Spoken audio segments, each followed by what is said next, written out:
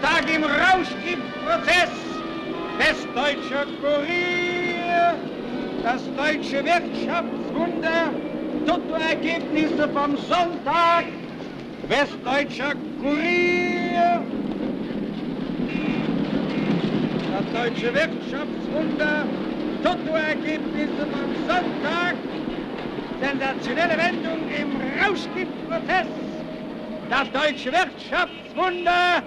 30 blonde Frauen im Kreuzverhör.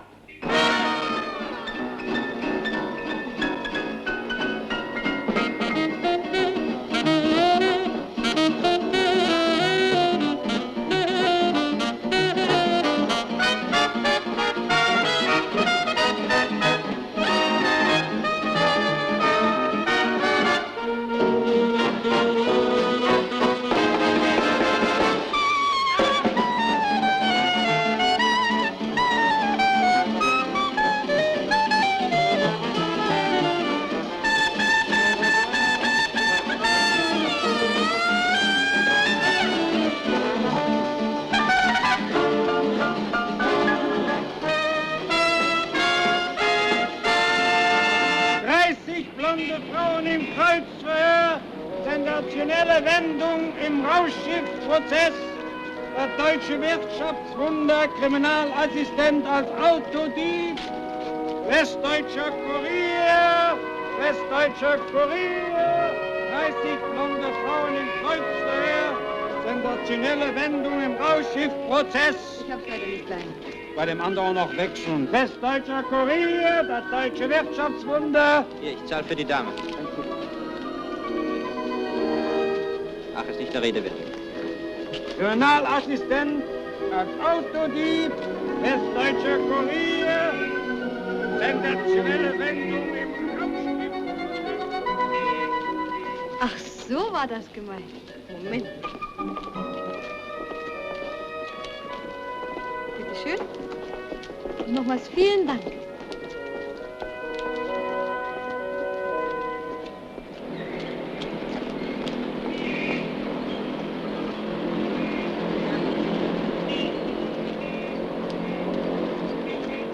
Na, mein Herr, Würstchen gefällig? Nein, danke, ich bin bedient.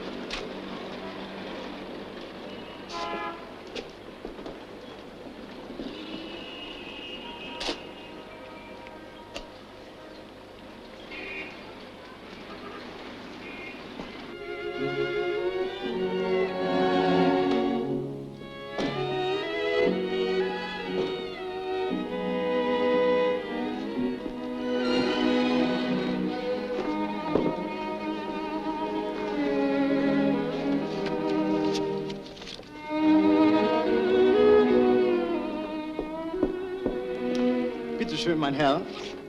Ist das alles, was Sie zu bieten haben? Ja, allerdings, meine Herren. Ich hätte Appetit auf Langusten, aber à la Française. Bedauere, mein Herr. Und farcierte Artischocken? Leider, mein Herr, auch nicht. Ich möchte mal den Geschäftsführer. Bitte sehr.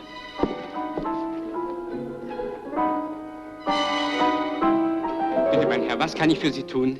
Ich suche eine Stellung. Wie bitte? Mein Name ist Hauptmann. Ich bin Kellner. Mit erstklassigen Fachkenntnissen. Internationale Erfahrung in den besten Häusern. Je parle français. I speak English. Parlo italiano. Hablo español. Und ich sage Ihnen auf gut Deutsch, bei mir ist nichts frei. Aber ein Cognac haben Sie sich verdient. Ich bin so frei.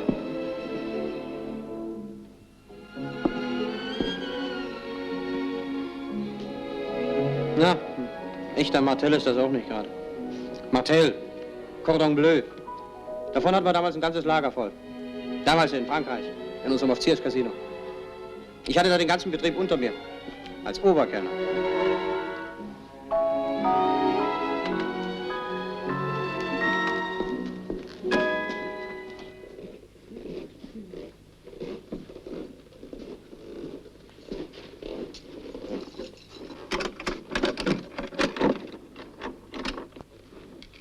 Was wollen Sie denn? Das ist ja noch schöner. Ich wohne doch hier. Nee, Herr Hauptmann. Haben gewohnt. Seit 4 Monaten keine Miete bezahlt.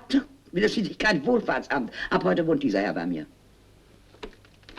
Aber Frau Schmitz, Sie können mich doch nicht jetzt mitten in der Nacht... Ja, aber wann denn sonst? Am Tage kriege ich Sie doch nicht zu sehen. Stimmt's? Na, sehen Sie. Und die Sachen bleiben hier als Pfand. Aber Frau Schmitz, geben Sie mir wenigstens einen Koffer raus, den kleinen. Und meine 128 Mark? Und die müssen Sie sich sowieso in den Schornstein schreiben, wenn Sie mir den Koffer nicht geben. Da ist doch mein Anzug drin, mein schwarzer. Ohne den kriege ich doch nirgends Arbeit. Ja, so meinetwegen. Ein Schlüssel, junger Mann.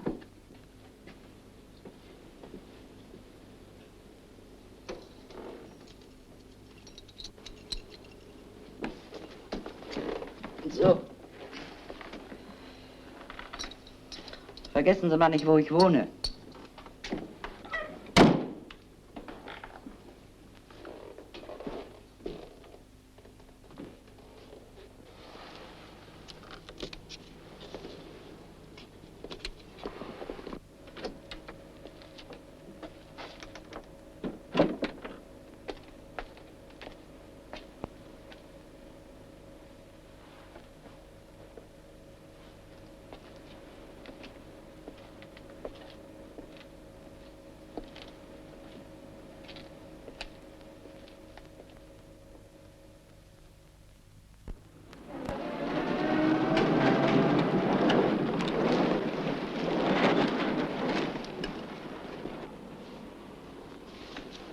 Morgen.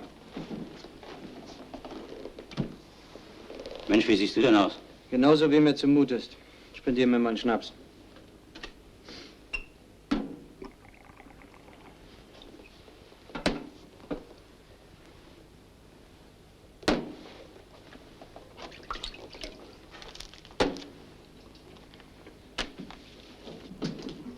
Morgen ein Bier, Ein Korn, noch ein Korn.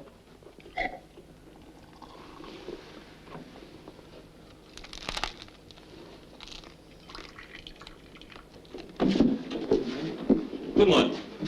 Guten Morgen, meine Herren.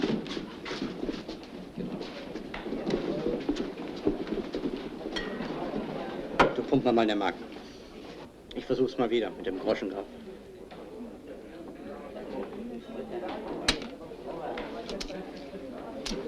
Er wird eine Runde für meine Männer. Kameraden, mal abzählen. 1, 2, 3, 4, 5, 6, 7, 8, 9, 10, 11, 12, 13, 14. 14 Helle und 14 Cognac.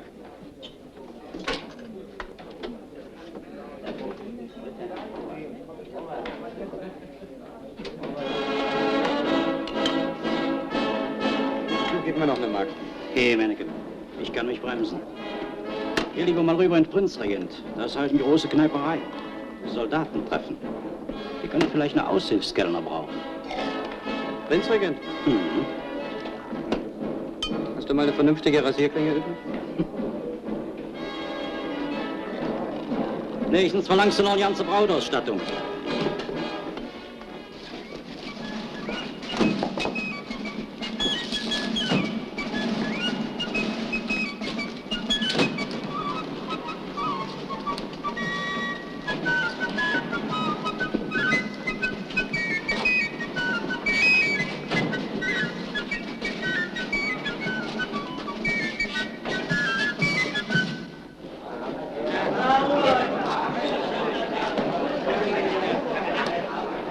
Entschuldigen Sie bitte, sind Sie der Geschäftsführer? Bitte, mein Herr, ich weiß schon nicht mehr, wo mir der Kopf steht. Nehmen Sie einen Augenblick Platz, ich stehe Ihnen gleich zur Verfügung.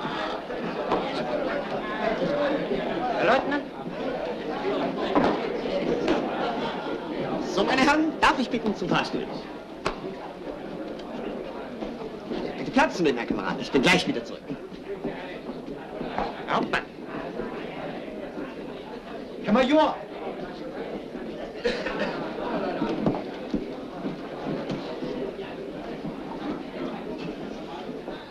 Stopp, Herr Kamerad. Mann, wo denken Sie hin? Aushilfskellner. Nicht mal mein ständiges Personal ist richtig ausgelastet. Und da soll ich auch noch Aushilfskellner einstellen? Richte man keine Verzierung ab. Herr Hauptmann? Also, Kameraden, für Sie habe ich Doppelbettzimmer. Dann platzieren Sie mich mit dem Leutnant zusammen ein. Hauptmann Siebert, Leutnant Drallburg. Hauptmann Siebert, Leutnant Drallburg. Zimmer 412.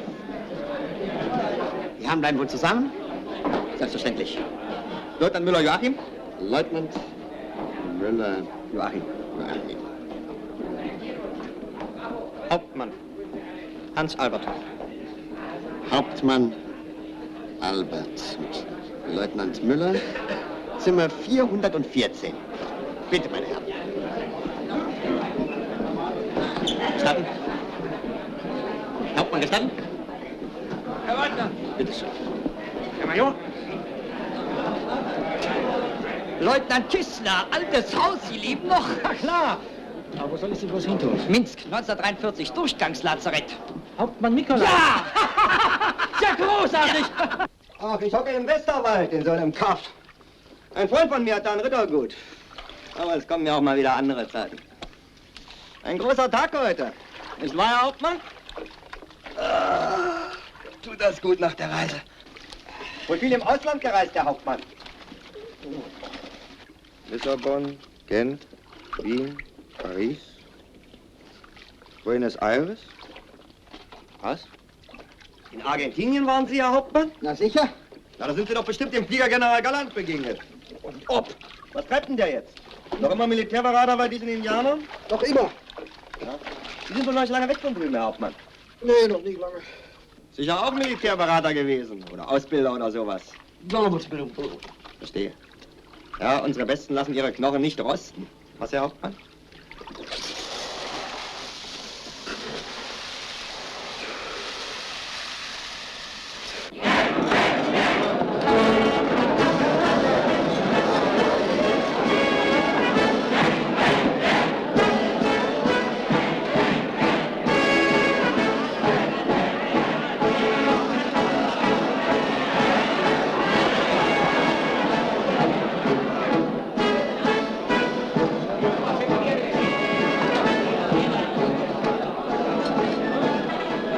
Herr Hauptmann, einen Augenblick, ein alter Kamerad. Bitte, bitte, Herr Kamerad. Sag mal, ist hier noch irgendwo ein Platz frei? Bitte schön. Gestatten die Herren? Immer ran, solange die Gulaschkanone noch bellert.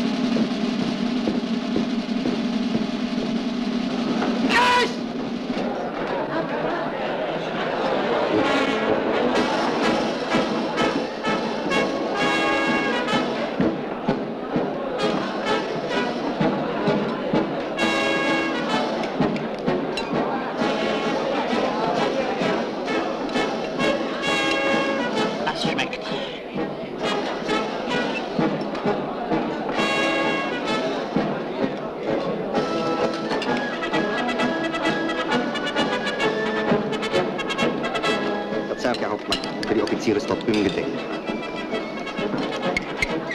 Ja.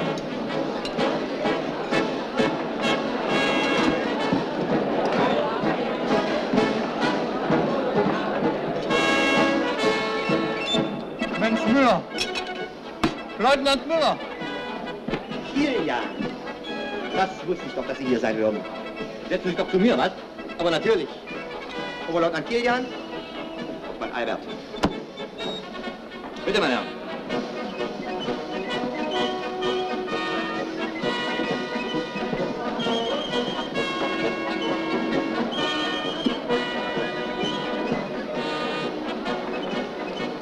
Herr Hauptmann ist erst seit kurzem wieder in Deutschland.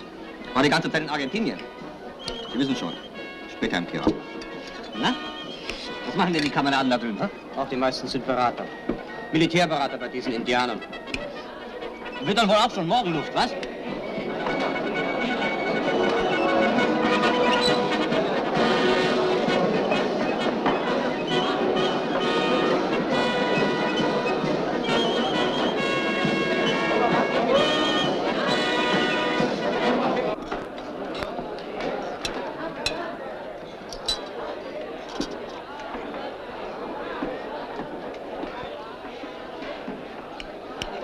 Verzeihung, Herr Hauptmann. Da kommt Herr Major Poppe. Ich mache Sie mit ihm bekannt.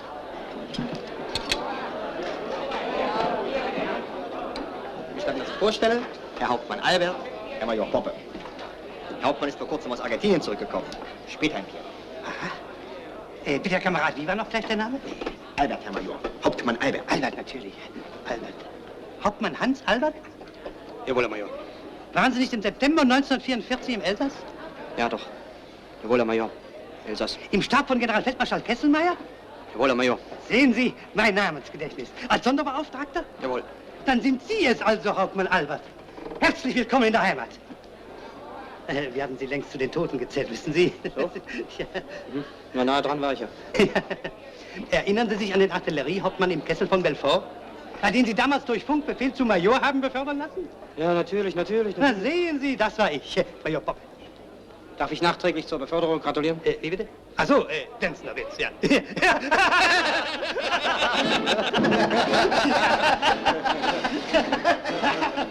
Kommen Sie, Hauptmann, Sie müssen am Präsidiumstisch Platz nehmen.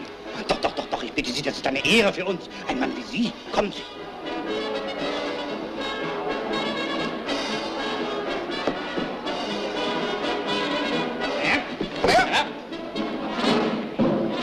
Habe oft an Sie denken müssen, Herr Hauptmann. Wie ist Ihnen denn eigentlich ergangen?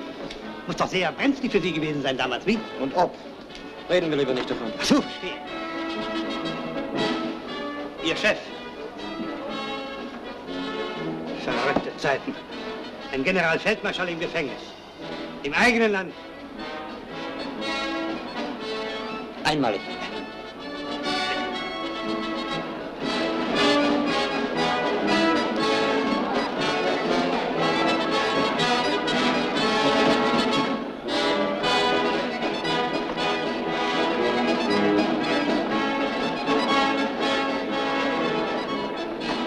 Wie war der Name von dem Kameraden? Albert, Herr General. Hauptmann Albert.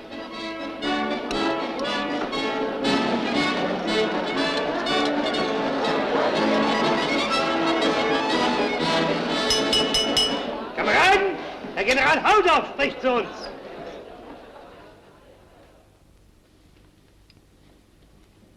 Kameraden, wir sind wieder da. Bravo. Man braucht uns. Und man kann sich auf uns verlassen. Mehr möchte ich über dieses Thema jetzt nicht sagen. Der Soldat redet nicht viel, er handelt. Kameraden, es ist für uns alle verheißungsvoll, dass wir in unserer Mitte einen jener unerschrockenen Männer begrüßen können, die 1945 in fremden Ländern Zuflucht suchen mussten. Mein lieber Hauptmann Albert, seien Sie uns willkommen.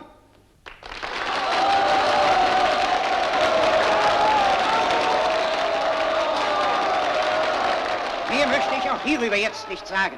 Ihr wisst ja, Achtung, Feind hört mit.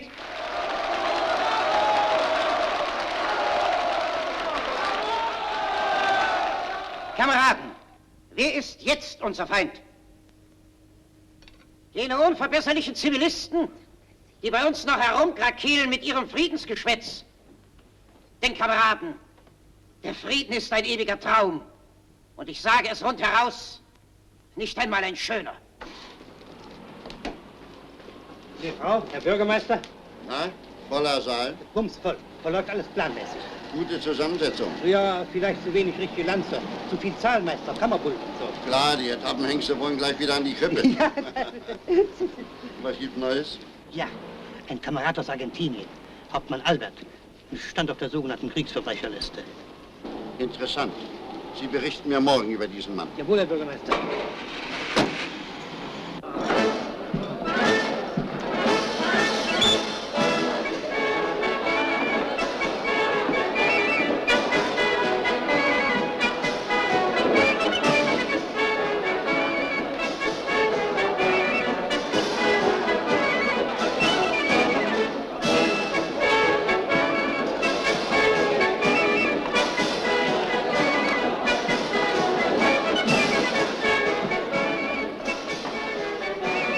Na, mein lieber Herr Hauptmann, auf Ihre erfolgreiche Laufbahn.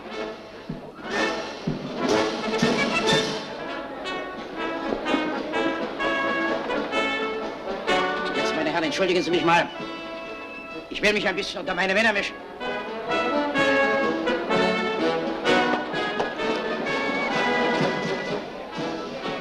Schade, dass Ihr Chef nicht unter uns sein kann. Alles vergänglich, sogar lebenslänglich.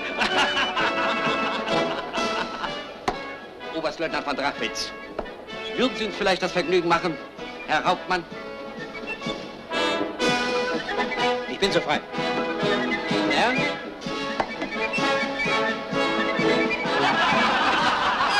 Schmeißt mir doch der Kerl den Kleckspinsel vor die Füße und sagt zu mir, schöner kann ich Sie nicht malen, Herr Unteroffizier.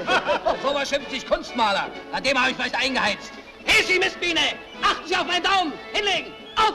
Hinlegen! Auf! Hinlegen! Auf! Ihnen jetzt die Hammelbeine schon lang ziehen, Sie Schwein! Hinlegen! Die Gasmaske auf! Eine Wendung auf dem Koppelschluss! Schneller! Auf! Hinlegen! Auf! Bis ihm das Wasser am Arsch guckt! Was sagen Sie nun? Unsere Jungs kriegen wieder Humor.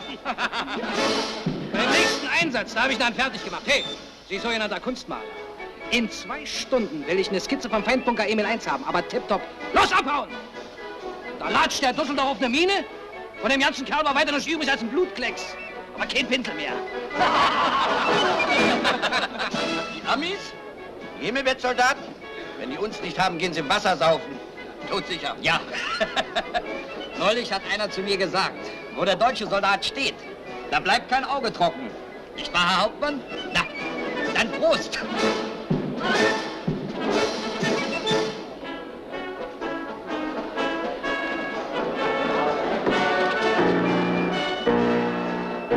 Die Fahne hoch, die Reihen fest. Nein, Kameraden, es ist noch nicht so weit. Es ist leider noch nicht so weit.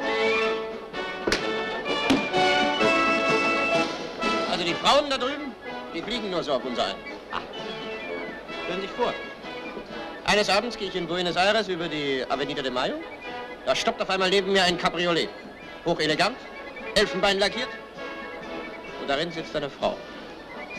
Schlank, totschick. Na, ich sage mit einem Wort Zucker.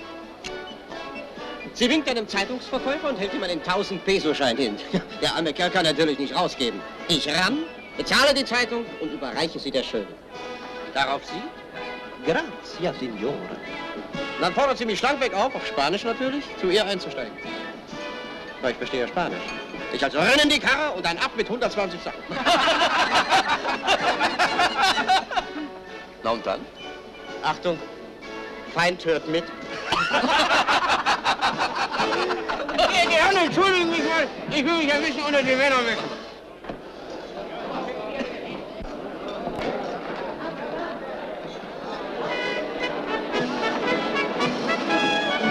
Achtung!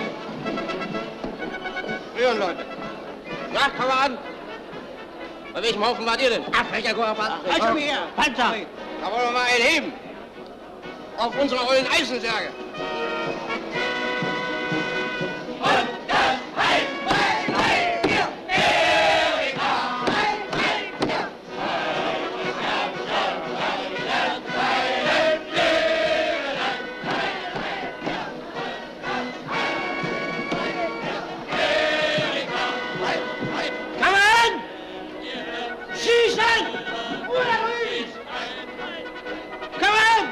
Unser Feind ist der Zivilist.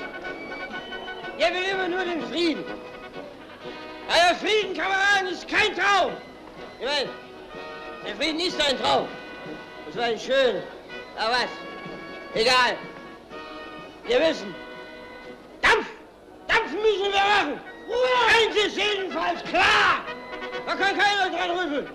Wo der deutsche Soldat steht, da steht er. Er steht!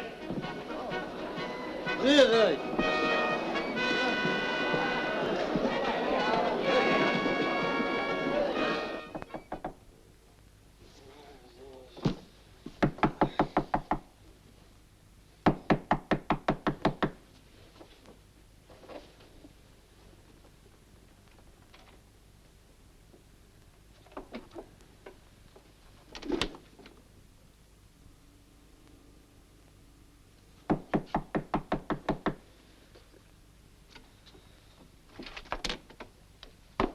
Entschuldigen Sie bitte die Störung. Zu wem wollen Sie denn? Herrn Hauptmann Albert. Von Herrn Bürgermeister. Das ist schon gut, danke. Im Moment.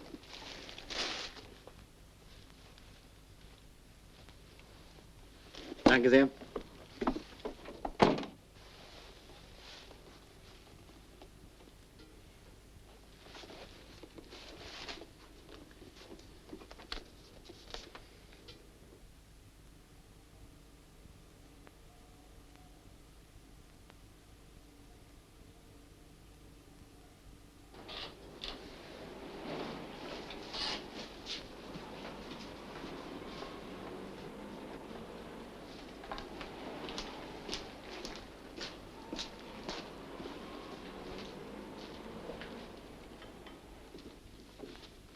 Tag, Köbis.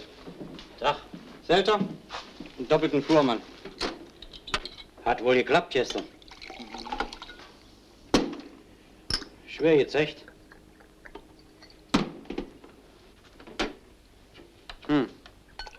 Es geht.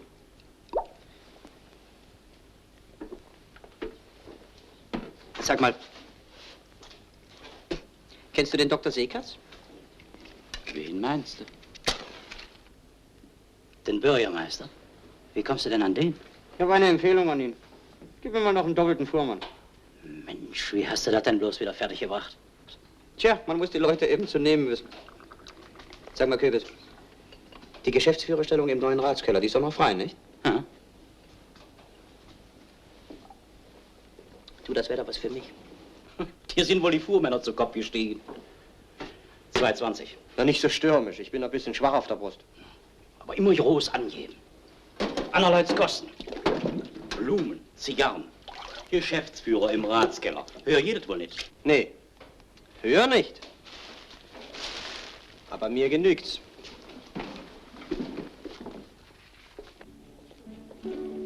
Westdeutscher Kurier, Polizeipräsident im Freudenhaus verhaftet, Schrecken der Landstraße, Bankiers Leiche neben Auto aufgefunden, Westdeutscher Kurier, Polizeipräsident im Freudenhaus verhaftet, Westdeutscher Kurier. Der Mann mit dem Groschen. Der Mann mit den Blumen. Schenken Sie allen Mädchen Blumen? Da würde ich ein großes Blumengeschäft brauchen. Ich habe hier auf Sie gewartet. Jetzt muss ich aber zu meinem Omnibus. Darf ich Sie begleiten? Wollen Sie verreisen? Ich komme gerade von einer Reise zurück. Ich war übers Wochenende im Westerwald bei einem Freund. Da hat ein Rittergut. Sie reisen wohl viel. Ja, das bringt so mein Beruf mit sich. Und was haben Sie für einen Beruf? Hotel- und Gaststättengewerbe. Und Sie? Kosmetikerin. Aha, interessant. Und wo arbeiten Sie da? Ach, kennen Sie ja doch nicht. Im Salon Antoinette. Und Sie? Ja, ich werde mich wohl nächstens verändern. Ich war bis jetzt Oberkellner am Schwarzen Bären.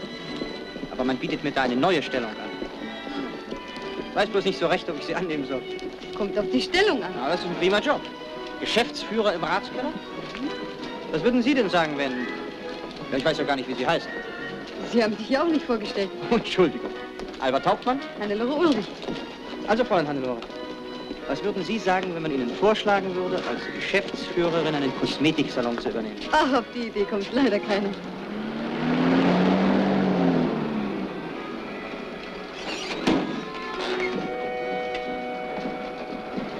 Also, Wiedersehen! Wiedersehen? Aber wann? Wo?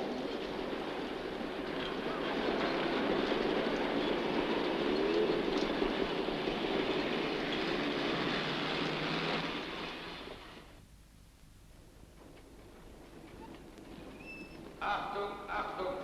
Europa-Express, Basel, Frankfurt, Köln, Amsterdam, im Kurswagen nach Stockholm, 27 Minuten Verspätung.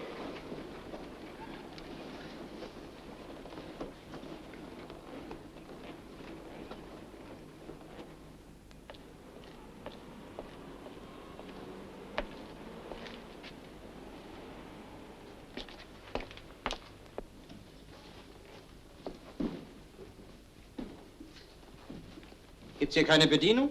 Wenn die Katze aus dem Hause ist, tanzen die Mäuse auf den Tischen. Hier fehlt die leitende Hand. Wie ist das hier? Frühstücken hier die Gäste oder die Kellner? Und was darf es sein? Eine Weinstube haben Sie doch auch. Natürlich. Bitte. Wie viele Gäste verkehren hier so täglich? Durchschnittlich. 400 bis 500. Wenn der Laden richtig in Schuss gebracht wird, nicht schlecht. Naja.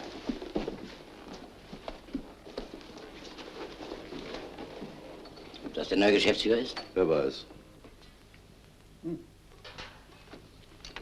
Schnell herein mit dem Mann. Und rufen Sie im Ratskeller an, die sollen mir eine Flasche Mosel rausbringen.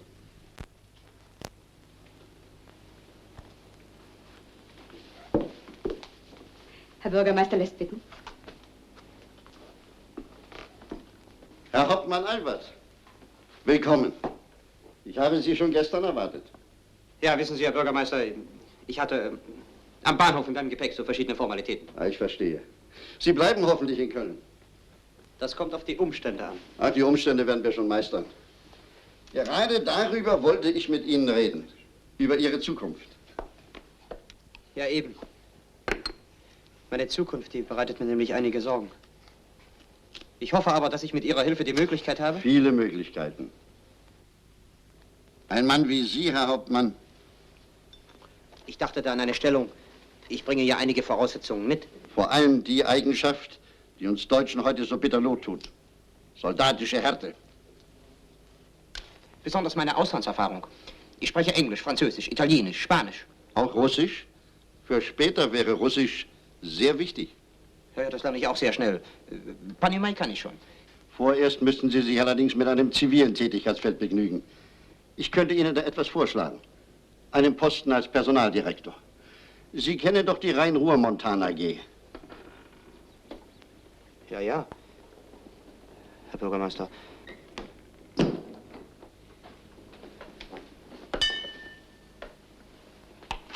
Mir schwebte eigentlich was ganz anderes vor, Herr Bürgermeister. Wissen Sie, hier. Hier? Im Rathaus? Doch, doch. Hier unten im Rathaus. Wohl bekommt's. Lieber Herr Hauptmann, keinerlei öffentliche Funktion im Augenblick. Da kriegen wir nur endlose Scherereien mit den Brüdern von links. Glauben Sie mir, so ein Posten ist für einen Mann wie Sie vorläufig genau das Richtige.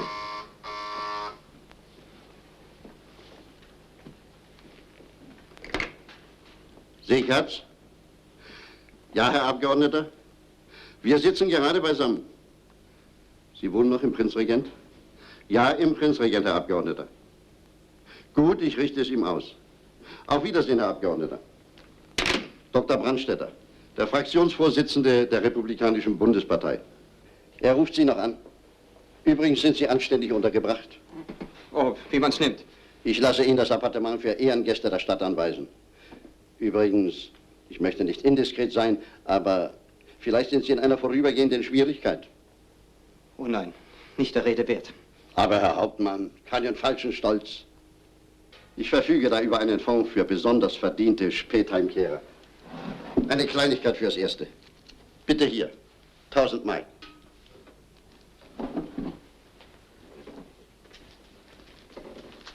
Sie haben natürlich auch Ihre Pensionsansprüche.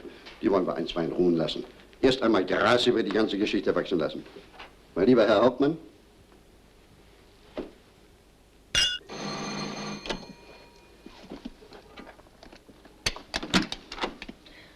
Guten Tag, wohnt hier Hauptmann AD Hans Albert. Hauptmann Albert? Mein Mann ist doch gefallen. Noch in den letzten Kriegstagen ist er gefallen. Sie sind also die Witwe. Mhm. Am 17. August 52 aus Koblenz zugezogen. Ja? Kriminalpolizei. Nur eine Formalität. Sie haben ja wohl eine Benachrichtigung vom Regiment über den Tod Ihres Mannes. Hans, Herr Kajanke, Was ist denn? bringen Sie doch bitte mal die Vermisstenanzeige von meinem seligen Mann. Die Sache kommt von den Franzosen. Ein Auslieferungsbegehren im Zusammenhang mit einem Prozess. Prozess? Und wegen sogenannter Kriegsverbrechen. Repressalien gegen Zivilbevölkerung, Geiselerschießung, Niederbrennen eines Dorfes und so weiter.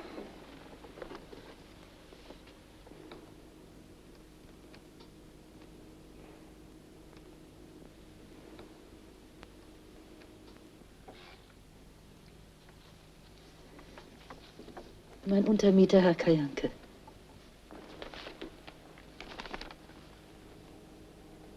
Ich verstehe. Sie brauchen aber eigentlich eine amtliche Todeserklärung. Die können Sie beim Gericht beantragen. Wenn Sie Zeugen haben, geht das ganz automatisch. Also, tot. Jawohl, tot. Es sind ja viele im Krieg gefallen. Ist doch wohl gut gegangen. Gut gegangen? Ans Messer hast du mich beinahe geliefert. Ich hatte dich doch gar nicht erkannt. Und ob? Er hat bloß beide Augen zugedrückt. Aber man hat es ja nicht immer nur mit anständigen Menschen zu tun. Überhaupt eine Schnapsidee von dir.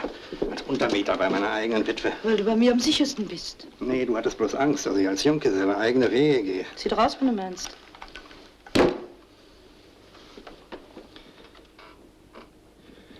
Weißt du was?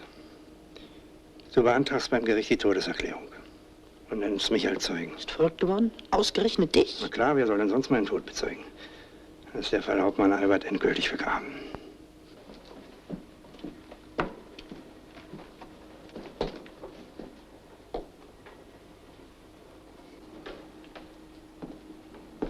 Lieber Herr Hauptmann Albert, als Generaldirektor dieser Firma darf ich Sie in Ihrem neuen Arbeitsbereich als Personaldirektor willkommen heißen. Das ist Ihr persönlicher Referent Franzke, einer unserer zuverlässigsten Angestellten. Herr Hauptmann, Ihre nächsten Mitarbeiter sind versammelt, um Ihnen vorgestellt zu werden. Aha. Mitarbeiter. Die nächsten. Falls Herr Hauptmann den Kreis erweitern wollen, so eine Art Appell? Ja, bitte sehr. Ein Appell.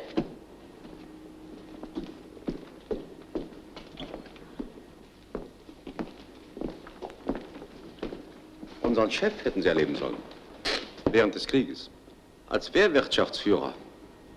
Ja, ich kann Ihnen sagen, wenn der Führer den nicht gehabt hätte, er wäre schon 1943 am Ende gewesen. Kolossal. Und so ein Mann sitzt in Haft. Als Kriegsverbrecher. Kaum zu glauben.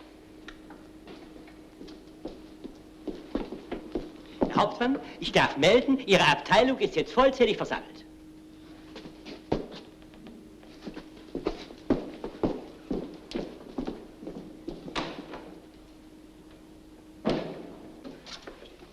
Und wo waren Sie im Kriege? Ich war Nukleargestellter Hauptmann. Nicht im Feld? Leider nein, Herr Hauptmann. Aber das Kriegsverdienstkreuz habe ich für reibungslosen Einsatz im Hinterland. Na, es gibt doch ganz tüchtige Zivilisten.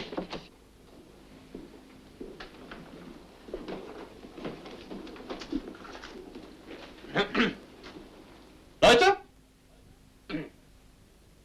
Meine Damen und Herren, bitte stehen Sie bequem. Also, was tut uns Deutschen heute am bittersten Not? Soldatische Härte. Immer exakt, immer sauber, tadellose Bedienung. Diese echten deutschen Tugenden erwarte ich von Ihnen. So, das wäre alles. Ein Soldat redet nicht, er handelt.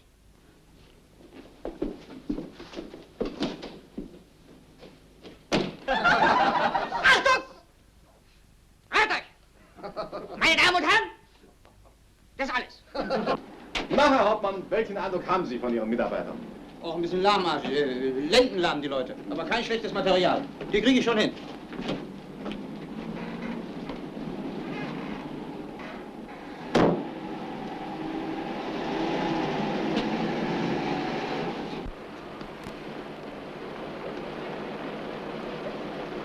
Zum Bundestagsabgeordneten Dr. Brandstätter, ja? Sehr wohl, Herr Direktor.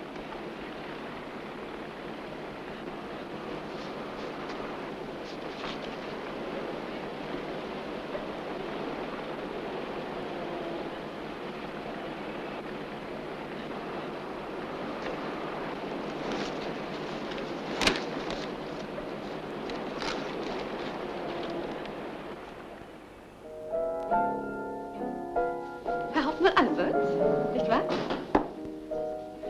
Ja, genau so habe ich Sie mir vorgestellt. Das freut mich aber, gnädige Frau. Sie müssen meinen Mann noch entschuldigen.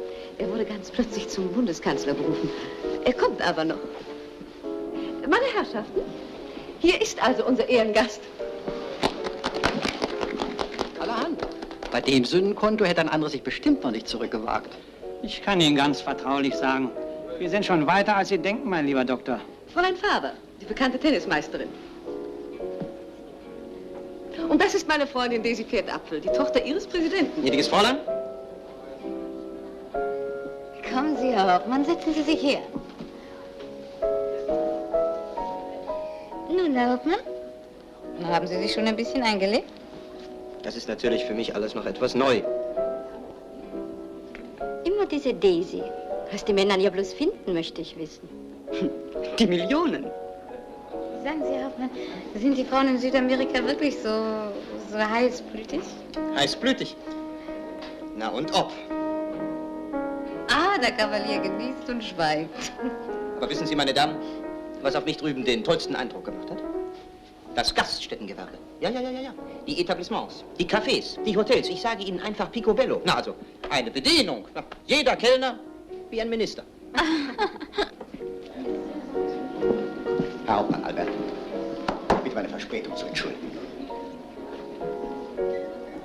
Ich bringe eine frohe Botschaft für Sie und für uns alle. Vorläufig noch im Vertrauen.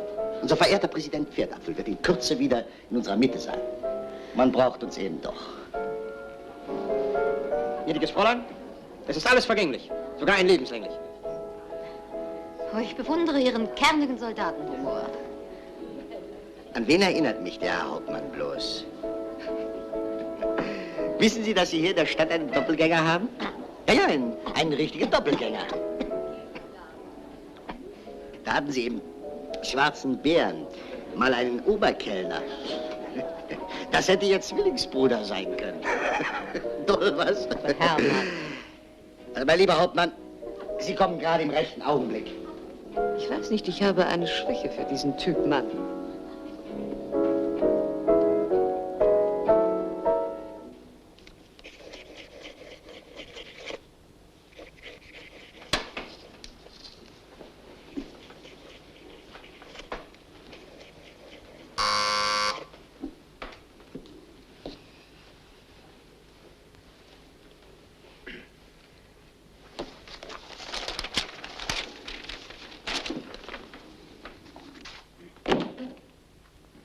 Herr Direktor, die Unterschriftenmappe und hier vor allem Ihr Werkausweis. Aha, danke.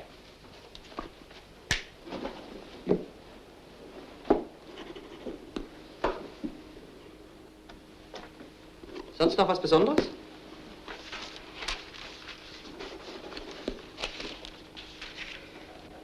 Das sind hier ein paar Bürschchen. Besonders dieser Steinmetz haben eine sogenannte Gesangsgruppe aufgezogen, aber da kommen ganz andere Töne raus, als man denkt. Die hätte ich schon lange gern mal an die frische Luft gesetzt. Die müssen Sie sich mal ranholen, Herr Direktor. So. Sonst noch irgendetwas? 2 Neueinstellungen. Hier ein Betriebskaufmann, spricht perfekt Englisch, beste Referenzen. Soll ich ihn reinholen? Ist nicht nötig. Und hier ein Kantinenwirt für Werk 2. Der Mann ist okay, tadellose Empfehlung. Kantinenwirt? Jawohl. Den will ich mir mal ansehen. Bitte.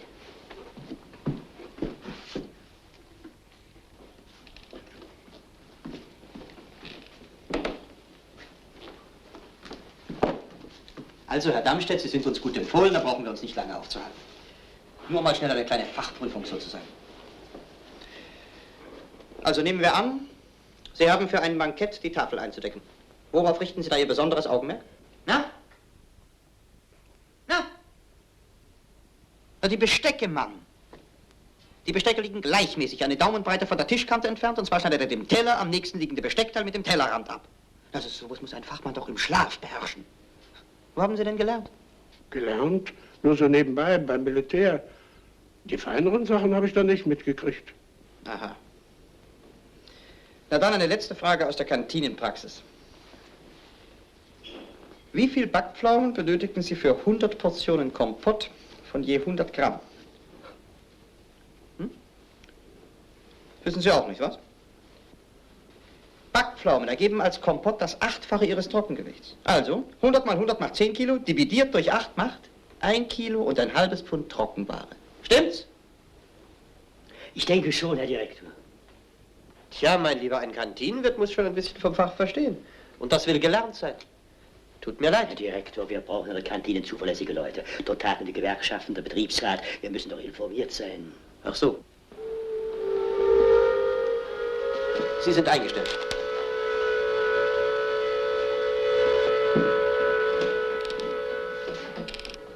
Fabelhaft, Herr Direktor, wie Sie sich auskennen. Sogar in einem so ausgefallenen Beruf. Tja, mein Lieber, unser eins muss sich in jeder Lage zurechtfinden. Sonst könnte ich ja nicht hier als Personaldirektor sitzen.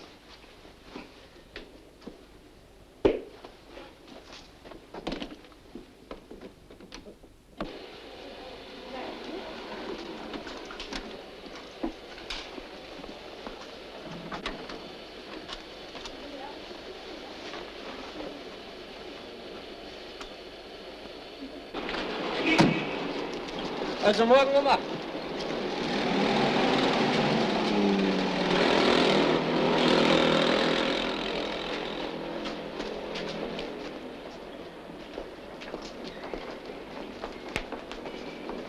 Na nu. Da darf man wohl gratulieren, Herr Geschäftsführer. Danke verbindlichst. Sie wollen bestimmt sagen, der Mann mit den Bonbons. Wollen wir zusammen was unternehmen? Warum nicht? Wozu hätten Sie denn Lust? Ich war eigentlich noch nie im Ratskeller. Ach nein, im Ratskeller ist abends nichts los. Der Laden muss erst ein bisschen aufgemöbelt werden, wissen Sie? Ich bin mehr fürs Fröhliche, ja, so fürs Stimmungsvolle. Was mit Musik.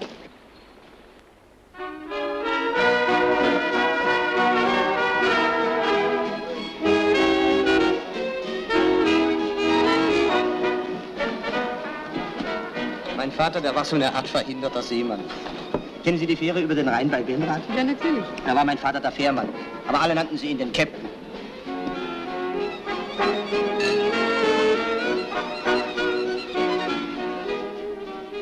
Und raten Sie mal, wo ich angefangen habe. Hier. Hier in diesem Lokal, vor 21 Jahren. Als Piccolo. So klein war ich damals. Und so einen hohen, steifen Kragen hatte ich oben mit so umgebogenen Ecken. Gleich am ersten Abend hatte ich 3 Mark Trinkgeld in der Tasche. Wissen Sie, was ich gemacht habe? Taxi gerufen, damit nach Hause kutschiert, wie so ein Millionär. Ja, und Ihr Vater hat ihn dafür den Hosenboden stramm gezogen. Nee, dem habe ich eine dicke Brasil mitgebracht und der Mutti eine blaue Porzellanbrosche. Ja, ja, aufs Geschenke machen verstehen.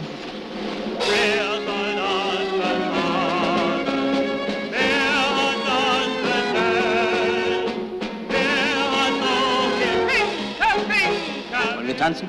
Mhm.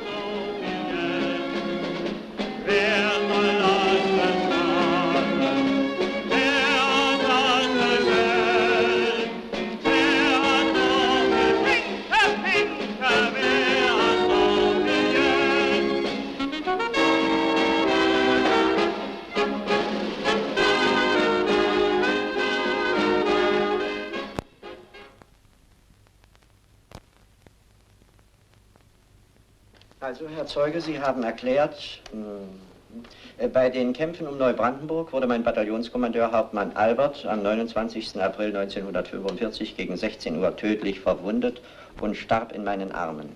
Ganz recht, Herr Amtsrichter. Ich habe es noch genau vor Augen, wie die bolschewistische Kugel meinen Kameraden traf. Mitten im heftigsten Trommelfeuer hob er den Arm zum Hitlergruß und rief mit leuchtenden Augen und klarer Stimme: Kamerad Kajanke, melde mich ab zu unserem Herrgott. Ich habe ihn dann selbst begraben.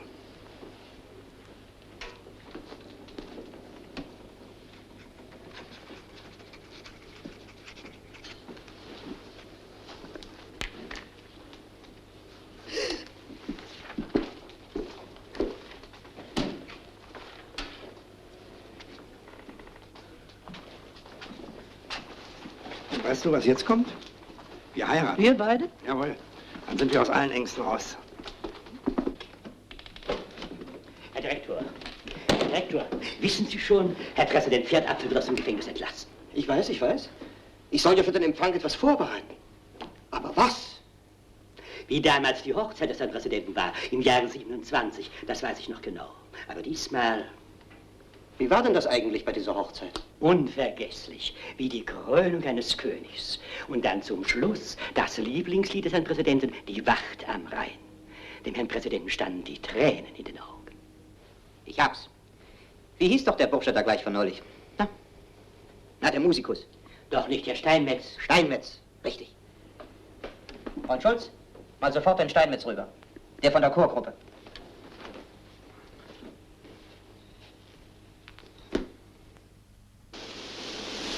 Max, sollten mal rüberkommen zum Personaldirektor.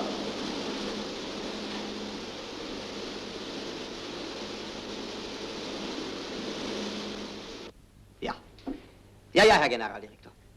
Ja, ich bin schon feste dabei. Ich glaube, Sie werden zufrieden sein. Ja. Herr Direktor, Herr Steinmetz ist da. Soll hereinkommen.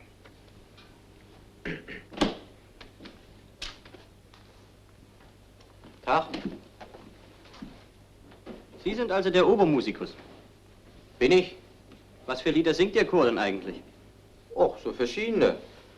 Am Brunnen vor dem Tore, die Lorelei.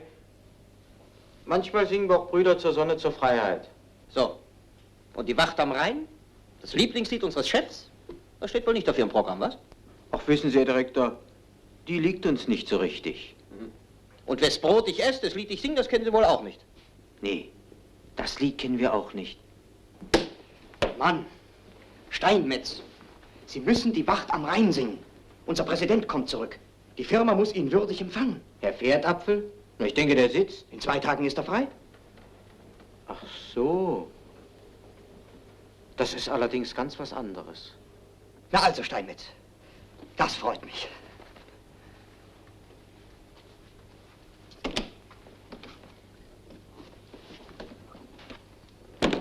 Also, Franzke, die Sache klappt. Der Chor singt die Wacht am Rhein. So. Ja, aber etwas fehlt noch. Sowas Besonderes.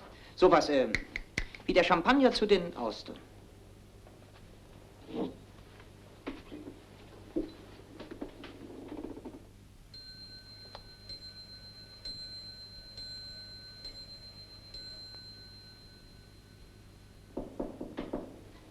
Herein.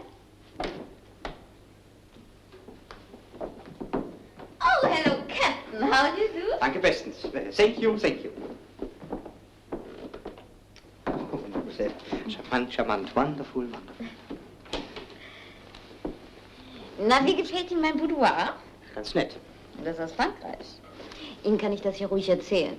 Das hat Papa für mich im Krieg auf einer Inspektionsreise organisiert. Das war das Boudoir der berühmten Madame de Prémoncourt. Der größten Kokotte des 18. Jahrhunderts. Ah, die mit den vielen Liebhabern. Liebhaber, ach, die fand sich vor Liebhaber bald selbst nicht mehr zurecht. Manchmal war einer noch bei ihr, da klopfte schon bereits der Nächste an der Türe. Einmal war es sogar der König, der draußen warten musste. Das war ihr natürlich wahnsinnig peinlich. Und deswegen ließ sie sich eine Spezialeinrichtung bauen, da diese Tür. Und dahinter ein Ausgang direkt auf die Straße. Stabsquartier mit Notausgang. Hannelore, ich brauche heute ein wenig länger. Oh, ich kann aber nicht. Ich habe eine Verabredung. Sie wissen doch ganz genau, dass Frau Direktor Ehrenrat nur von Ihnen bedient werden möchte. Ach, dieses aufgedammte Kamel. Da muss ich wenigstens rasch Bescheid sagen. Ach, kann ich bitte mal den Geschäftsführer sprechen? Bitte sehr. Herr Schöpke, eine Dame. Bitte schön. Den Geschäftsführer wollte ich sprechen. Der bin ich selbst. Womit kann ich Ihnen dienen? Ja, aber ich dachte, ist denn hier nicht Herr Hauptmann? Kennen Sie einen Herrn Hauptmann? Hauptmann? Den hat es hier nie gegeben. Entschuldigen Sie bitte.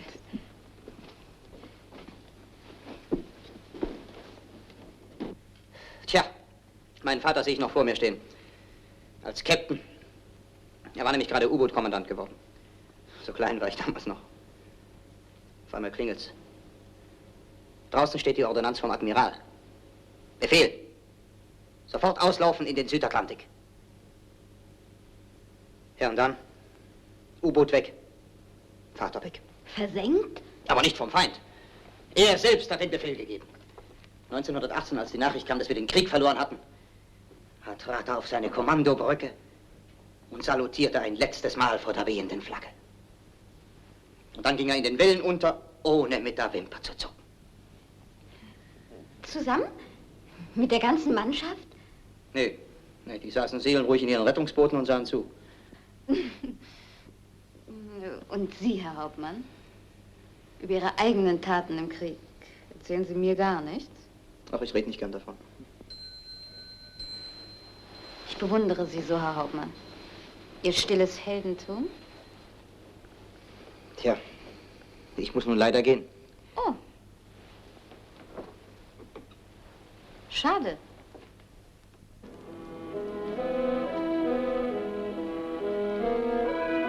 Westdeutscher Kurier! Fliegende Untertassen über Frankfurt! Sei bitte nicht böse. Dankeschön. Dankeschön, Herr Geschäftsführer. Oh, Geschäftsführer Adi. Schon Ade? Ach, weißt du, der Ratskeller ist ja viel zu sehr heruntergewirtschaftet. Und außerdem habe ich etwas viel Besseres. Mein Freund, weißt du, bei dem ich neulich zu Besuch war? Der mit dem Rittergut? Ja, der mit dem Rittergut. Also eine glänzende Position. Der ist nämlich ein großes Tier an der Rhein-Ruhr-Montana. Personaldirektor. Was meinst du, was ich jetzt bin? Sein Privatsekretär. Ja, ich mache das natürlich nur eine kurze Zeit. Ja, gefällt dir diese Stellung denn auch nicht? Ach, doch.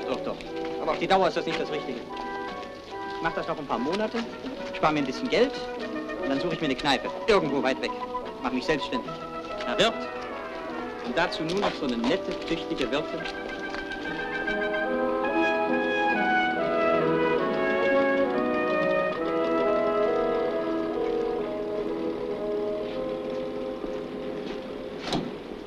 Wollen wir hier reingehen? Mhm. Gut, gehen wir rein.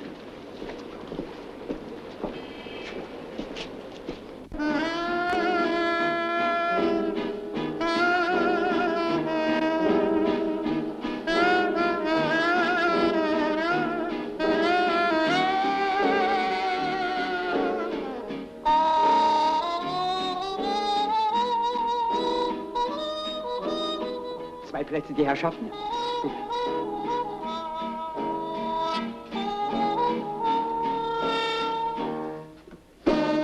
Champagner. Bitte sehr. Und jetzt, meine Damen und Herren, begrüßt Sie unsere Hauskapelle, die Wüstenfüchse, die Kapelle des glorreichen Afrikachors. Da lacht das Herz, da zuckt es in jedem Bein. Rhythmus, Feuer, Rammelfeuer!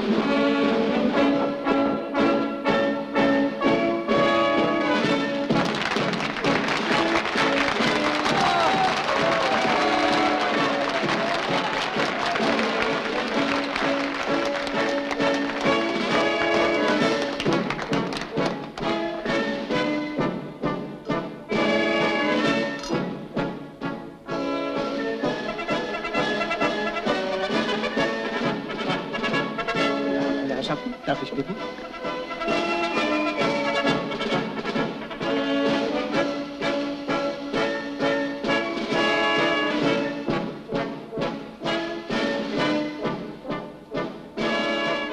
Ein Freund von meinem Freund. Und die Dame ist eine berühmte Tennismeisterin. Na ja, Hauptmann hat sich ja sehr schnell eingelebt. Nicht wahr? Wollen wir tanzen? Warum denn nicht? Ich mag jetzt nicht.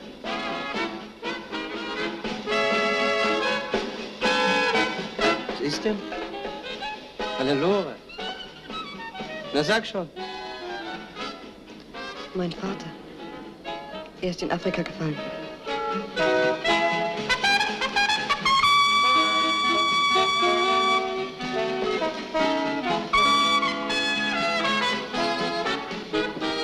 Herr Ober. Ja, bitte. Noch eine Flasche Sekt. Jawohl, ist recht. Komm, wir wollen lieber gehen.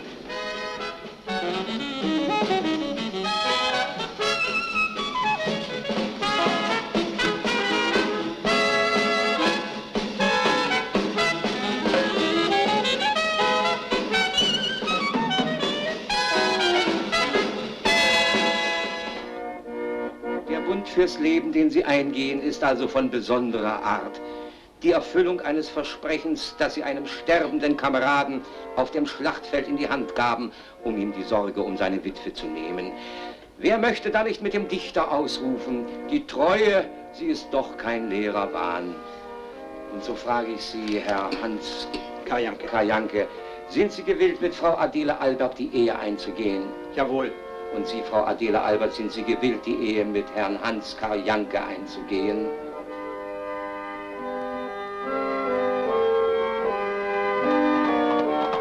Du, jetzt sind wir wieder Mann und Frau. Jetzt kann klingeln, wer will. Dass ein Toter seine eigene Witwe geheiratet hat, auf den Gedanken kommt keiner. Auf sein Leben, Reinhard! Auf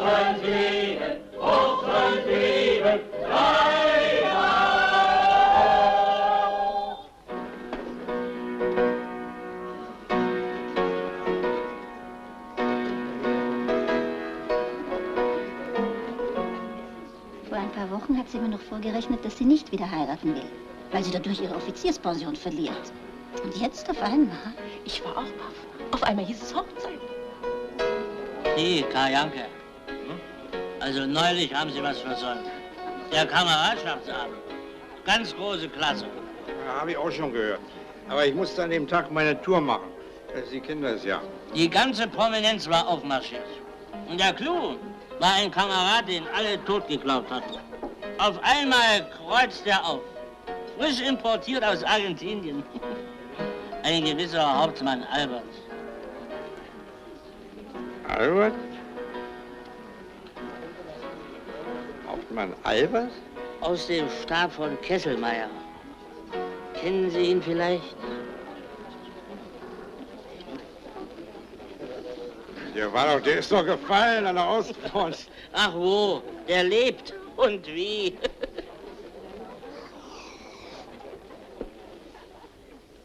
Was sagten Sie, aus Argentinien zurückgekommen?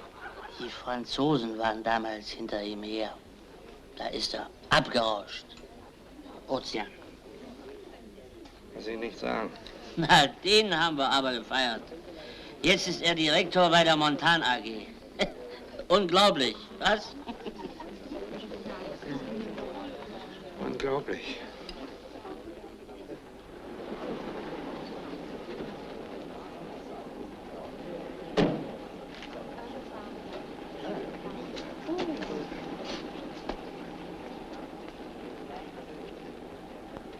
Und jetzt, meine Hörerinnen und Hörer an den Lautsprechern, sind wir Zeugen des feierlichen Augenblicks, um dessen Willen wir uns hier an diesem Tor eingefunden haben. Alfred Pferdapfel von Kohlen und Stahlbach, der ungekrönte König der Rhein-Ruhr-Industrie, tut seine ersten Schritte in die neu gewonnene Freiheit.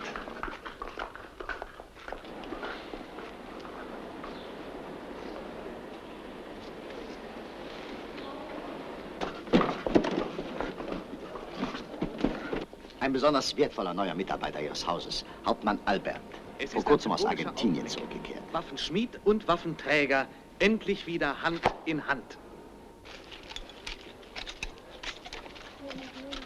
Eine Frage, Mr. President, für den American Spectator. Was gedenken Sie jetzt als erstes nach Ihrer Fahrlassung zu tun? Mich erholen. Danke. Sagen wir für 24 Stunden. Münchner Abendblatt. Waren Sie überrascht über die vorzeitige Entlassung, Herr Präsident? Überrascht war ich damals, als ich verhaftet wurde. Westdeutsche Press Corporation. Herr Präsident, es wird behauptet, dass Sie in Ihrer Gefängniszelle Aufsichtsratssitzung durchgeführt haben. Vielleicht. Sie sollen auch, Norske Dagbladet, Sie sollen noch vorige Woche in Ihren Zellen eine Beratung mit den in Haft befindlichen Generalen gehabt haben. Vielleicht. Darf man erfahren, über welche Themen? Wir haben uns über die Aussichten des Friedens unterhalten. Rheinisch-Westfälische Hüttenwerke AG, Steinkohlenbergwerk Hellbusch AG, Steinkohlenbergwerk Bochum Hasdrubal AG, Vereinigte Ruhrstahl AG, Eisenerzgruben Siegen AG, Stahlbau Duisburg AG, Walzhütte Rohenrad AG, Röhrenwerke Mülheim AG, Aachener Braunkohlenverwertung AG. Es ist mir, Herr Präsident, eine große Freude und hohe Ehre, Ihnen hiermit die Urkunde über die Rückgabe Ihres angestammten Familienbesitzes zu überreichen.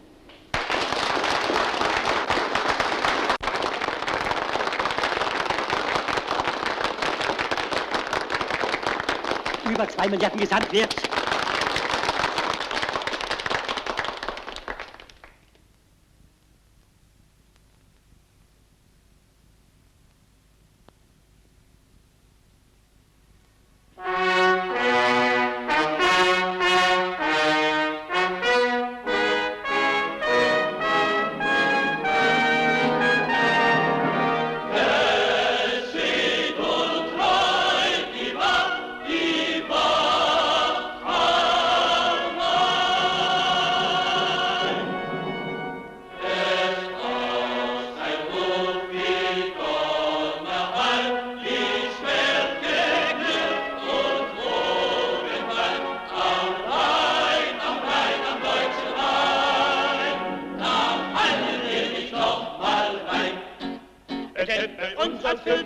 schon Jotje Jange, Jotje Jange, Jotje Jange. Drum hätte alle von Bonzoles der angefangen.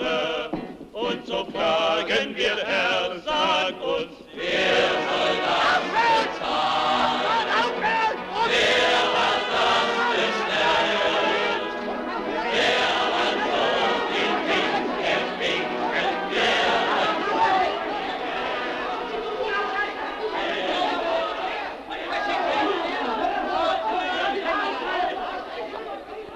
Mensch, das war doch prima. So eine Sendung lasse ich mir alle Tage gefallen.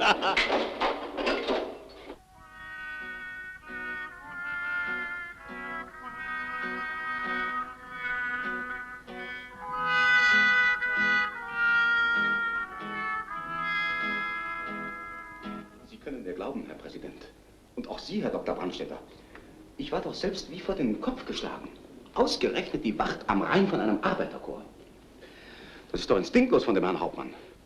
Und obendrein ist es eine Brüskierung unserer französischen Verbündeten. Ah, ist das Haus Pferdapfel etwa durch ein Bündnis mit den Franzosen groß geworden? Im Übrigen, mit unserem französischen Verbündeten haben wir auch noch ein Hühnchen zu rupfen. Sicher, Herr Präsident, sicher. Aber trotzdem, dem Herrn Hauptmann fehlt das richtige Fingerspitzengefühl. Ich glaube nicht, dass wir ihn halten können.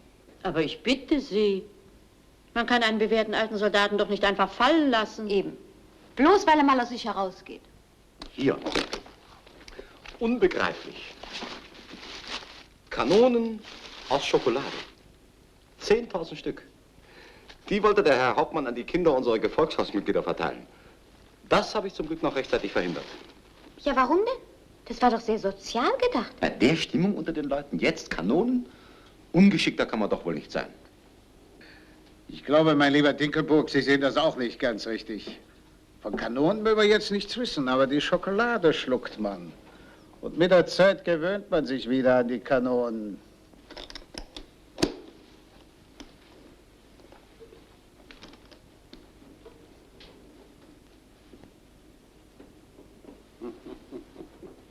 Kanonen mit Schokoladenguss. Der Mann hat doch einen verblüffenden politischen Instinkt. Das richtige Gefühl, wo man die Leute packen muss. Er gehört in den Bundestag als Abgeordneter. Dort brauchen wir solche Leute.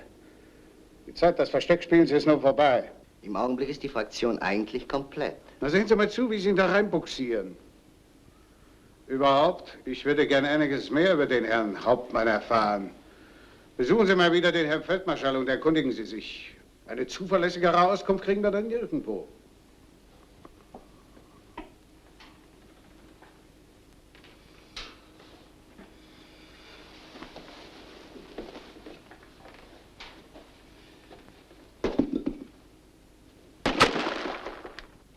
Dem werde ich Gruseln schon beibringen. Verlass dich drauf. Pass auf, die Sache kann leicht ins Auge gehen.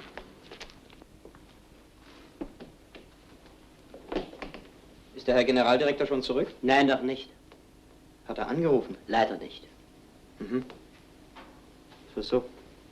Na gut.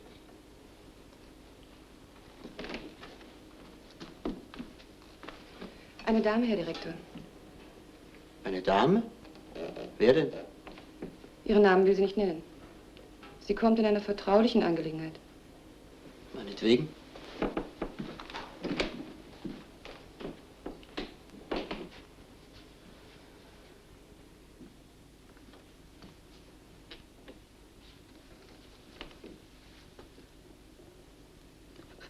Aber gnädige Frau, Was ist denn? Aber so beruhigen Sie sich doch.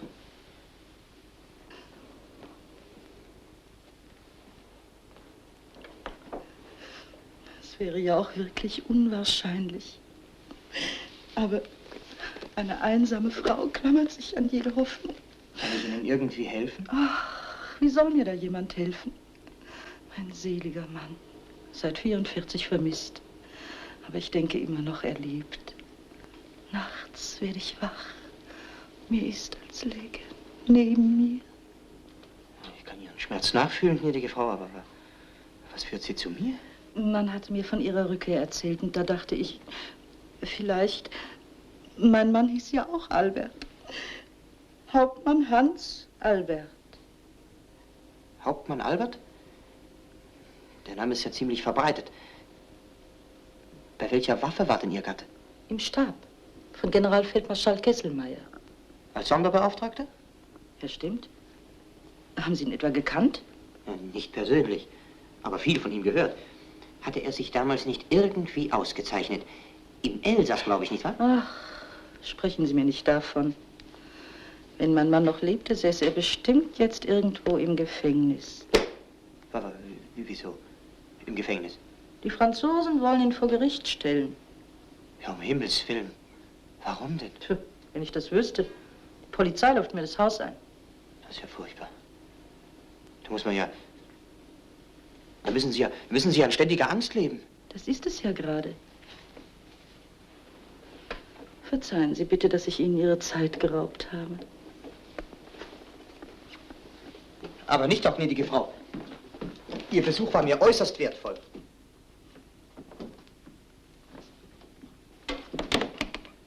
Verflucht nochmal.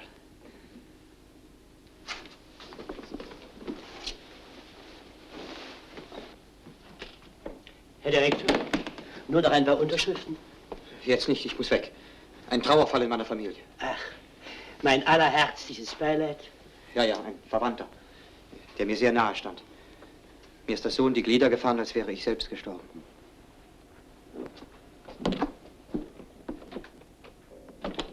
Hannelore! Hannelore!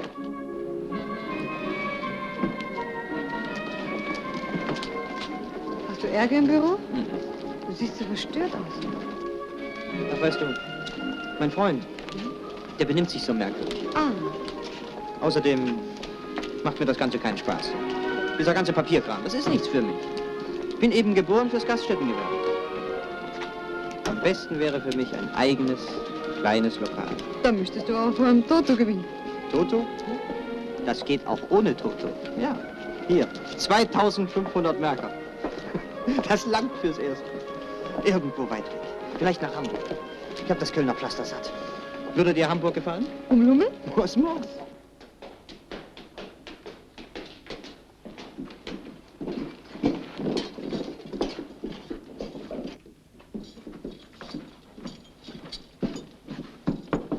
Komm hin. Ah, Brandstätter. Wir sind mitten in der Arbeit. Meine Herren, Major Brandstätter. Ist den meisten ja schon bekannt. Wir hatten da gerade einen kleinen Meinungsstreit über den Einsatz von Atomgeschützen im Brückenkopf Berlin. Also, was führt Sie her? Ein paar Zeilen von Herrn Pferdapfel. Schicken Sie doch mal den Kriegsgerichtspräsidenten zu mir. Er soll das Gutachten über die Amnestievorlage mitbringen. Nicht mal telefonieren kann man in dem Bau. Und da soll einer arbeiten. Zustände sind das. Sie können wegtreten. Dürres Ding. Wirklich ein dürres Ding. Mein alter Hauptmann Alberts. Mordskerl. Hat sich nicht einkassieren lassen. Aha, Abgeordneter. So ausgezeichnet. Der bringt diesen lahmen Haufen auf Vordermann. Dass wir endlich mal hier wieder rauskommen aus dem Kasten. In dieser Phase des E-Falles, also am Tage X+1, belege ich Mecklenburg und den Raum Sachsen mit Atombomben. Pausenlos. Radioaktive Wüste im Norden, radioaktive Wüste im Süden und dazwischen, für den Feind völlig unerwartet, meine Offensivschleuse. Da rolle ich durch, unaufhaltsam.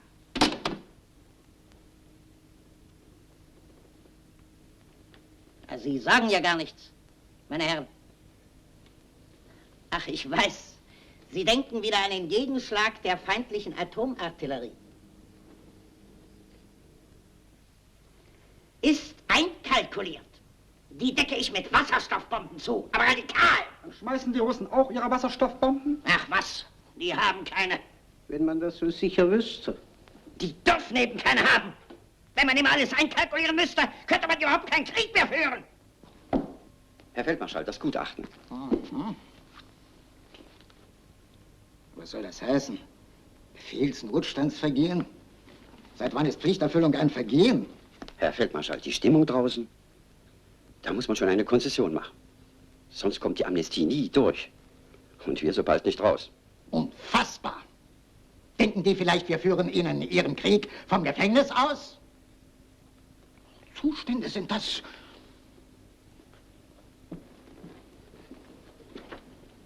So. Grüßen Sie mir meinen braven alten Hauptmann Albert. Und nochmals, ich kann ihn nur bestens empfehlen.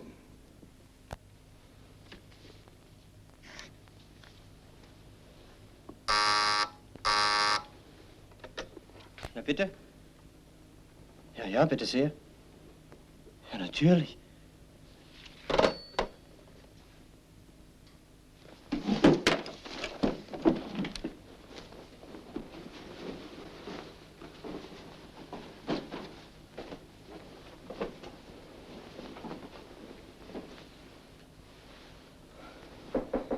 Herein. Hänselein? Hier. Poor darling. Das ist ja Fieber. Ja, ich glaube auch. Nur doch nicht etwa wegen des Ärgers mit Dinkelboos. Das ist doch schon alles längst in bester Ordnung. Du bist jetzt Bundestagsabgeordneter. Was? Ja, Abgeordneter im Bundestag. Ich? Ja, du. Das ist beschlossene Sache. Papa sagt kein Versteckspiel mehr. Männer wie du gehören nach Bonn. Nein, das geht nicht. In meiner Lage. Das wäre viel zu riskant. Ach, im Gegenteil. Dann bist du doch erst richtig geschützt. Als Abgeordneter genießt du doch parlamentarische Immunität. Du bist unantastbar. Unantastbar? Und du meinst, das gilt für alles? Ohne Ausnahme. Keiner kann dir mehr was wollen. Keine Polizei, kein Gericht, niemand. Ich glaube, das Fieber lässt nach. Ja. Schweinerei, verflucht. Was ist denn? Du hast ja diesem Gauner das Gruseln sehr gründlich beigebracht. Wieso? Von seinem Direktorposten ist er weg. Dafür zieht er jetzt in den Bundestag ein. Unter meinem Namen. Nein. Der Seekatz, dieses korrupte Individuum, tritt ihm sein Mandat ab. Für 150.000 Mark. Tö. Schöne Demokratie. Müsstest den Kerl anzeigen. Ja, nicht dabei in die Nesseln setzen. Wird schon passieren. Pferdapfel ist ja auch raus. Aber Generalfeldmarschall Kesselmeier sitzt noch. Soll ich ihm vielleicht Gesellschaft leisten, was? Mach nur so weiter, verkriech dich in dein Mauseloch. Höchstens wird der Kerl noch Minister. Und du? Schäbiger Handelsreisender. Staubsauger gefällig, Föhn für die Dame, Trockenrasierer für den Herrn. Warte mal. Meine Stunde kommt auch noch. Es wird was gemunkelt von einer Amnestie, die kommen soll. Der Potsdamer Postkutscher putzt den Potsdamer Postkutschkasten mit Potsdamer Postkutschkastenwechsel. Der Potsdamer Postkutscher putzt den Potsdamer Postkutschkasten mit Potsdamer Postkutschkastenwechsel. Hervorragend. Sie sind der geborene Redner. So, jetzt noch einmal mit Publikum. Also, stellen Sie sich vor, Ihnen lauscht das Bundesparlament in voller Besetzung. Bitte, fangen Sie an.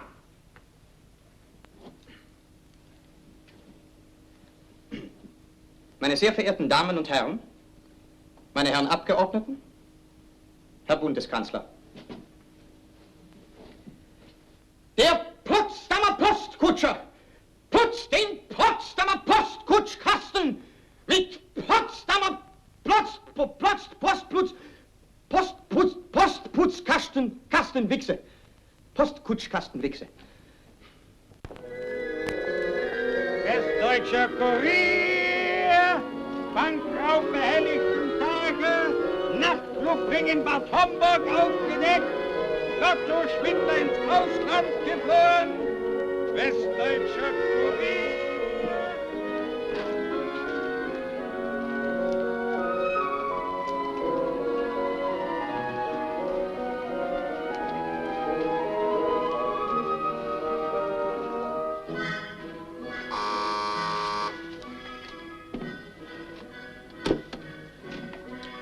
Vorzimmer des Personaldirektors? Ich möchte bitte Herrn Albert Hauptmann sprechen. Sie meinen Herrn Hauptmann Albert. Nein, umgekehrt. Herrn Albert Hauptmann. Aber Fräuleinchen, ich werde nicht klug aus Ihnen. Meinen Sie Herrn Hauptmann Albert, unseren Direktor? Aber nein, den Sekretär des Direktors. Der Sekretär des Direktors bin ich. Und ich heiße Franzke.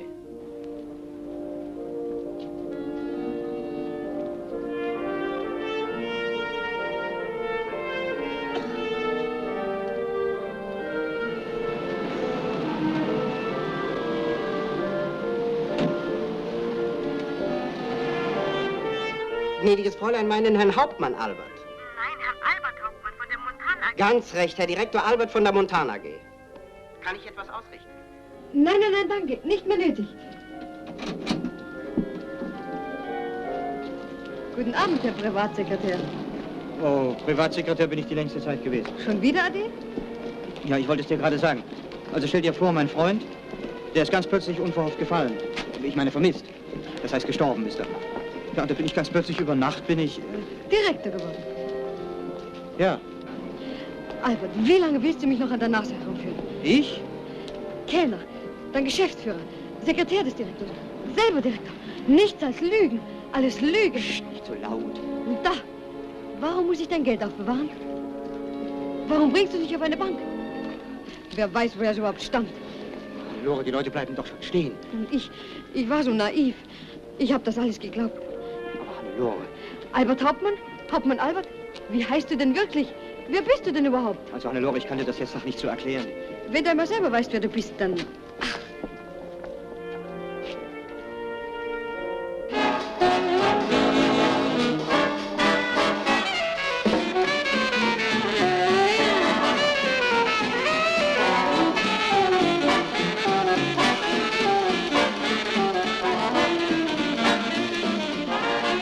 Herr Ober! Die Herrschaften wünschen? Noch eine Flasche Sekt. Wir haben uns nämlich soeben verlobt, Herr Kollege. Herzlichen Glückwunsch, die Herrschaften. Herr Kollege, sagst du zu einem Kellner. Kollege. Warum denn nicht? Der ist bestimmt auch verlobt.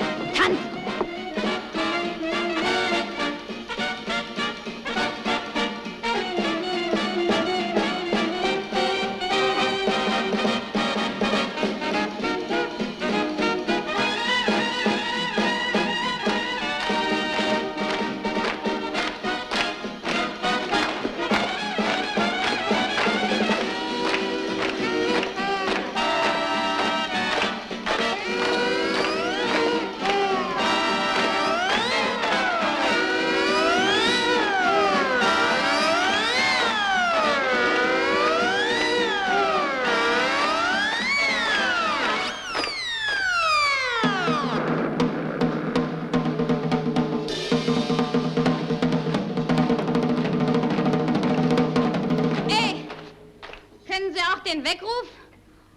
Los, blasen Sie mal.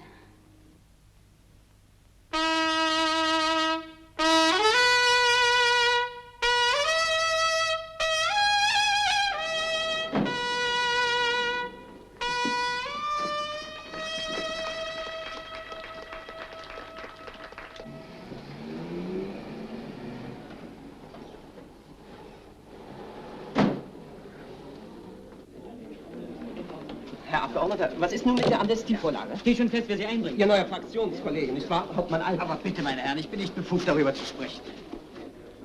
Weshalb so wild, Herr Hauptmann? Sehen Sie erst mal dieses Material durch, da finden Sie alles, was Sie brauchen.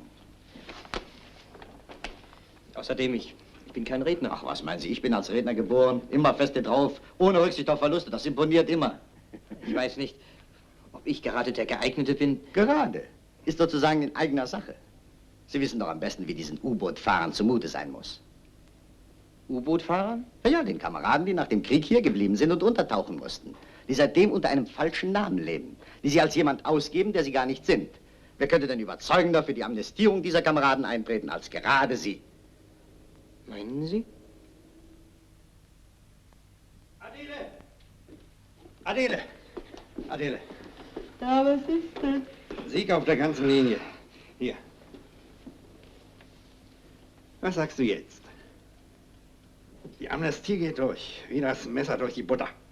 Das steht fest. Dann räumen wir aber auf.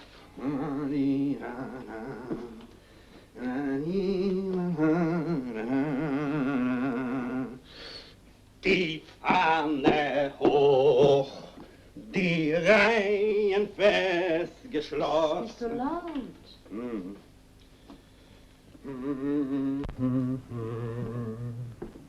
Und der beste Witz dabei ist, dieses komische Würstchen legt sich selber die Sprengmine unter den Hintern. Aber meine Damen und Herren, die Amnestie hat auch eine menschliche Seite. Da gibt es gar nichts zu lachen. Jeder sehnt sich doch nach seinem eigenen, echten Namen.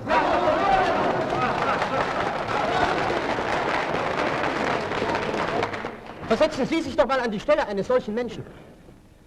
Von Haus aus heißt er, sagen wir Meier. Und jetzt auf einmal hängt ihm vielleicht der Name Schulze an. Meine Herren, ich bin kein Politiker. Aber ein bewährter Soldat. Geht also zur Polizei und sagt, ich heiße Meier. Und was passiert? Der wird eingelocht. Ja, aber meine Damen und Herren, wenn das so ist, dann geht er doch gar nicht erst hin. Und deshalb brauchen wir die Amnestie.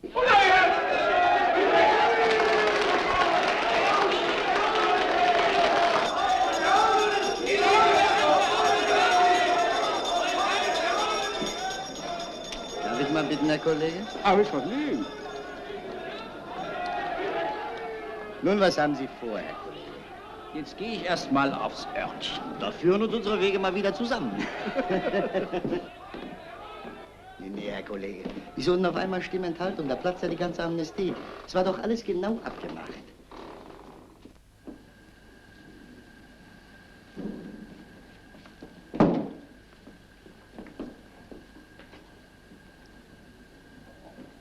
Übrigens, wenn Sie uns jetzt plötzlich in den Rücken fallen, schneiden Sie sich bloß ins eigene Fleisch. Das schon, Herr Kollege. Aber die Stimmung bei unseren Wählern? Was soll sie denn kosten? Die Stimmung Ihrer Wähler. Hm?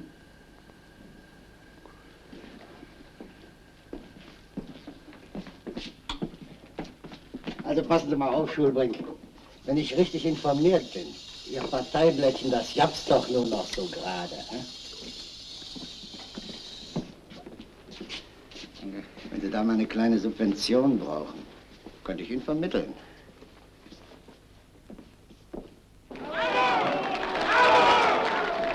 Das ist alles gut und schön.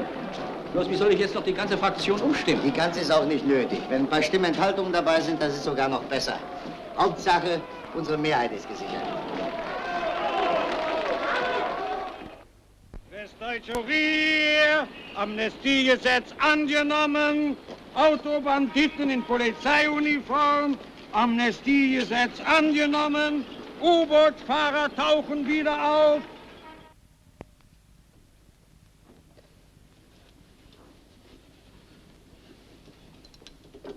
Hoffentlich sind nicht die Motten drin. Nee, sieht nicht danach aus.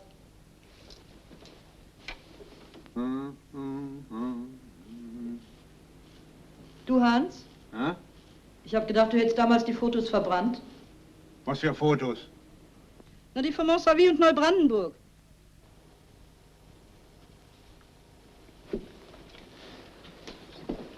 Oh, Hans. Hans Albert, Hauptmann ZBV im Heeresgruppenstab Kesselmeier. Meldet sich zur Stelle. So, jetzt wird der Kerl abserviert. Polizei und abführen.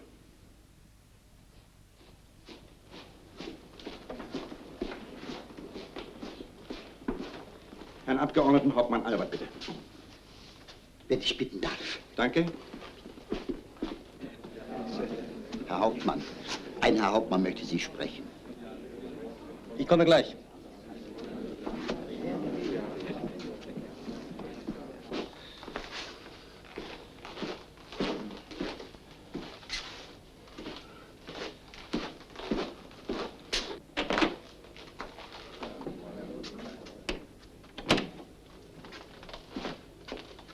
Womit kann ich Ihnen dienen, Herr Hauptmann? Hauptmann Albert! Ganz recht. Der bin ich. Nicht sind Sie, ein Schwindler sind Sie! Ich bin Hauptmann Albert! Eigentlich müsste ich Sie auf der Stelle hinauswerfen. Aber angenommen, ich nehme Sie ernst. Man hat ja schon Kühe kotzen gesehen und Tote wieder lebendig werden. Wie wollen Sie aber beweisen, dass Sie Hauptmann Albert sind? Ich soll beweisen, wer ich bin? Sie Gauner! Also keine Beweise. Beweisen Sie mal erst, wer Sie sind. Sie Lump, Sie Betrüger. Ich lasse Sie verhaften. Sie Hochstapler. Ich hänge Sie auf. Eigentlich! Lassen Sie mich los. Wir sind vor alle verrückt geworden. Was kostet Sie Ihre Stellung? Ich bin Hauptmann Albert. Abführen!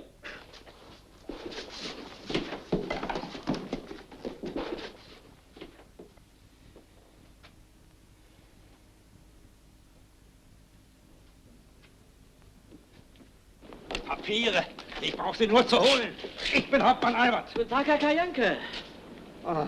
Na also, Karjanka heißen Sie. Millionenraub auf offener Straße. Westdeutscher Kurier. Autobahnspringer wieder am Werk. Dreifacher Mord in der Hypnose. Westdeutscher Kurier. Autobahnspringer wieder am Werk. Dreifacher Mord in der Hypnose. Westdeutscher Verzeihung, Kurier. haben Sie mal bitte Feuer? Millionenraub auf offener Straße.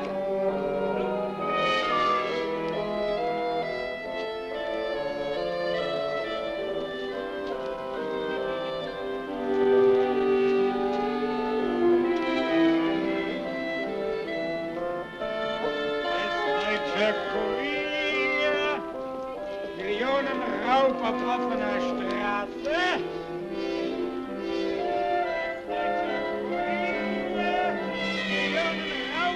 Offener Straße. Hallo, Hansilein. Und Dr. Brandstätter. Oh, excuse me. Ich erwarte nämlich schon seit einer Stunde den Hauptmann. Was? Der Generalfeldmarschall Kesselmeier? Und die Ansprache zur Begrüßung soll natürlich Hauptmann Albert halten, als alter Frontkamerad und persönlicher Freund. Aber ich telefoniere überall herum und finde ihn nirgends. Ist ja großartig in Schale. Hast wohl einen prima Job? Prima Job. Im Fach? Fach. Wo denn da?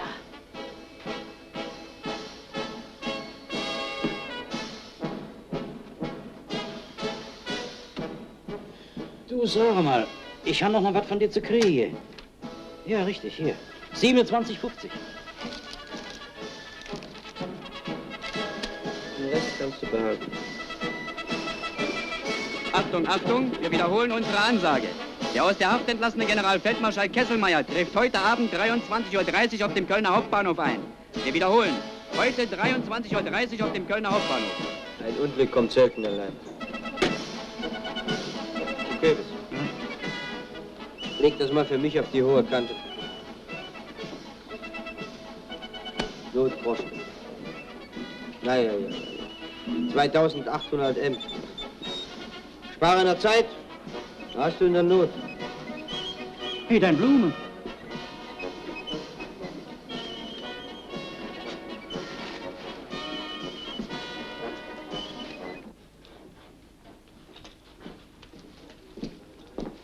Herr Hauptmann!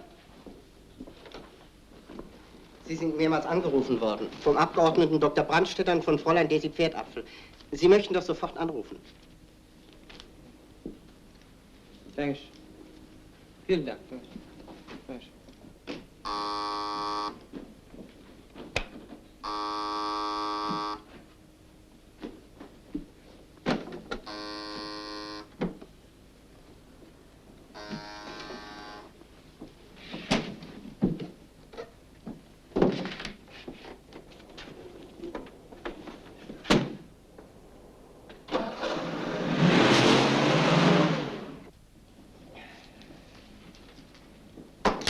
Herr Hauptmann! Verzeihen, Herr Hauptmann. Ihre Blumen.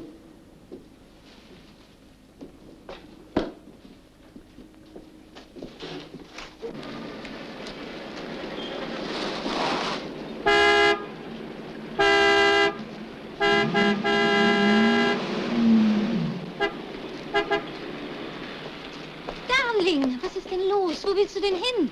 Spazieren gehen. Frische Luft schnappen. Ach so. Für wen sind denn die Blumen?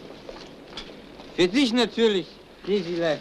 Komm, du musst jetzt zum Bahnhof. Zum Bahnhof? Was soll ich denn da? Du, mach keine dummen Witze. Wir müssen doch Generalfeldmarschall Kesselmeier empfangen. Kesselmeier? Nimm dich zusammen. Du musst doch die Begrüßungsansprache halten. Wieso ich denn? Weil ich so ein großer Redner bin, ja.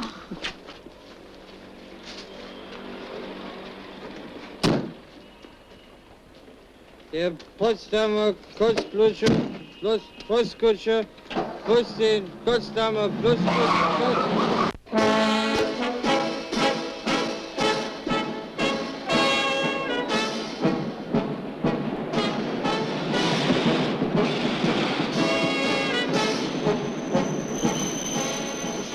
Der Hauptmann!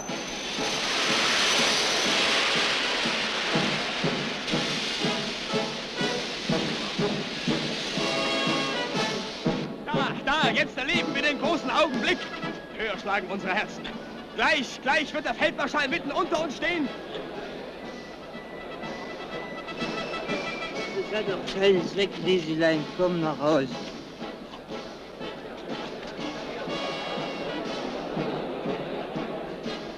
Wir gehören zum Empfangskomitee.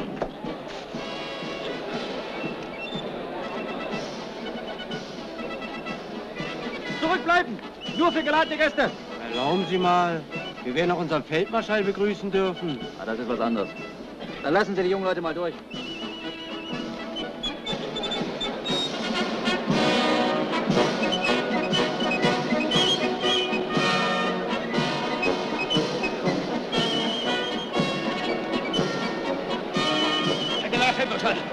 Bitte gehorsamst, ein paar Worte für unsere Hörer. Meine lieben Freunde und Mitkämpfer, deutsches Volk, Kameraden, deutsches Volk, Führerbefehl, wir tragen die Folgen! Und auch deutsche Jugend. Kesselmeier hinter Gitter!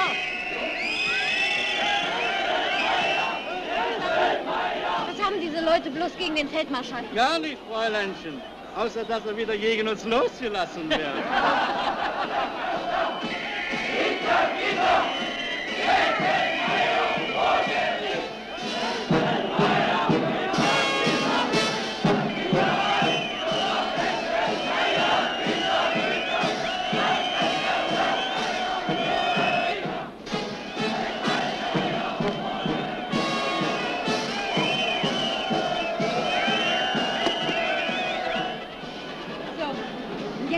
Den Generalfeldmarschall. Augenblick. Ich muss mich erst mal konzentrieren. Der Potsdamer Kurzblutkasten.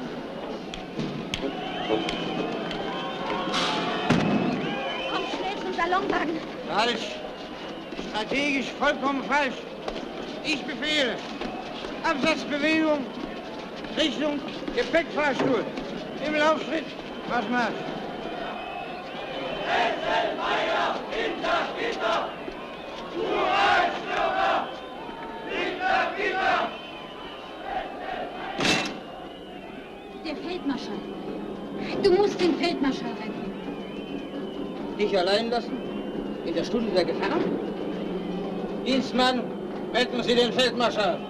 Herr Feldmarschall, ich sehe keinen Ausweg mehr. Schlagen Sie doch den Mob auseinander. Wir sind eingekesselt, Herr Feldmarschall. Und dann lassen Sie schießen.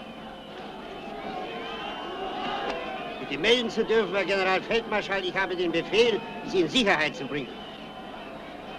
Zustände sind das! Kesselmeier, hinter Gitter! Eingekesselt. Also, was nun? Feldmeier vor Gericht! Massenmörder hinter Gitter! Kesselmeier hinter Gitter! Ich übernehme das Kommando. Ja, wohin denn? Der Soldat redet nicht viel. Er handelt.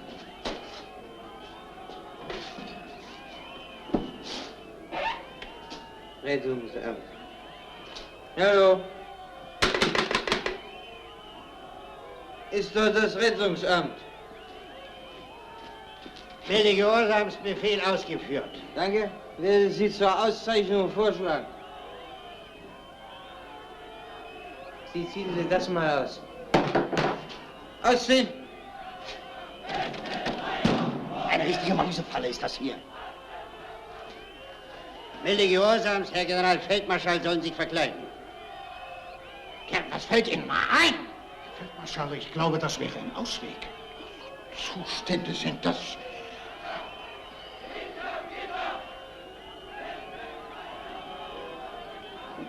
Rettungsamt! Rettungsamt! Nicht mehr nötig.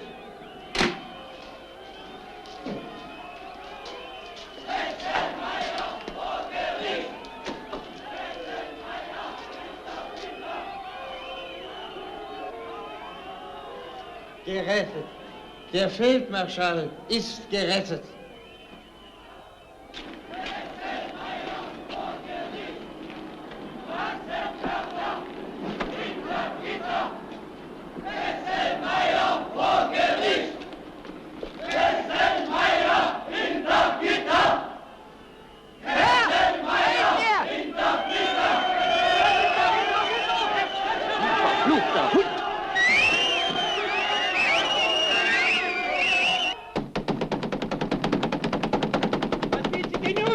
Ihr seid wohl alle verrückt geworden. Kesselmeier kommt raus und ich. Mich sperrt ihr ein. Aber wie stehst du überhaupt da? Sowas will Offizier sein. Immer Haltung an. Ich verlange meine Gegenüberstellung mit Feldmarschall Kesselmeier. Auf der Stelle. Ach, sieh mal an. Den Kesselmeier kennst du auch. Seine rechte Hand war ich. Das Ritterkreuz habe ich von ihm persönlich.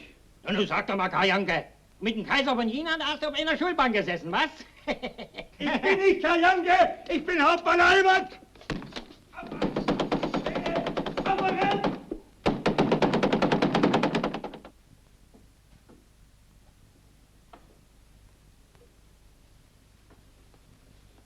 Hänselein, bist du bald fertig? Da bin ich, Hänselein.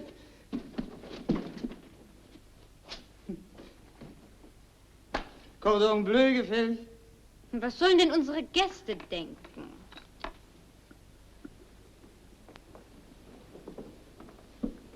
Halt, du bleib doch mal einen Augenblick ruhig stehen. Weißt du, wer kommt? Generalfeldmarschall Kesselmeier.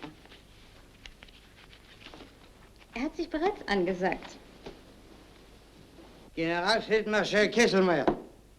Sieh mal einer an. Da gibt's ein Nase. Wir fahren jetzt gleich nach Italien. Und unsere Hochzeit? Hochzeit hier? Desilein, ich sage dir, das geht schief. Venedig, das wäre was ganz anderes.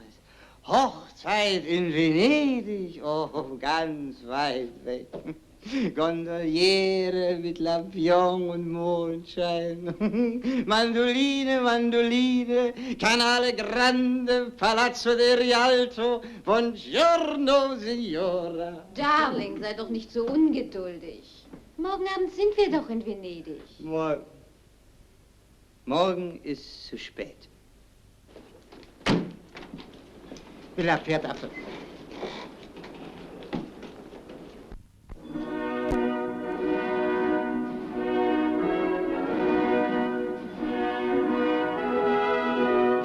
Das Hochzeitspaar hat seine Gemächer verlassen und kommt auf uns zu. Voller Glückseligkeit schaut der Bräutigam auf seine schöne junge Braut. An der Stirn von Fräulein Daisy Pferdapfel erstrahlt ein prächtiges Brillantendiadem, ein Familienerbstück, das von Kennern auf $100.000 geschätzt wird. An der Tür erscheint jetzt die legendäre Seniorin des Hauses, Frau Bertha Pferdapfel von Kohlen und Stahlbach, die Patin jenes berühmten deutschen Geschützes aus dem Ersten Weltkrieg, jener Wunderwaffe, vor der ganz Frankreich erzitterte und die der deutsche Soldat so zärtlich dicke Bertha nannte. Und jetzt eilt der Enkelsohn der alten Dame, Herr Präsident Pferdapfel, auf sie zu und küsst ihr ehrfurchtsvoll die Hand. Herr Präsident, der Herr Polizeipräsident ist am Apparat. Er wünscht Sie in einer unaufschiebbaren Angelegenheit zu sprechen. Einen unpassenderen Augenblick konnte er sich wohl nicht aussuchen. Zau, es ist äußerst dringend.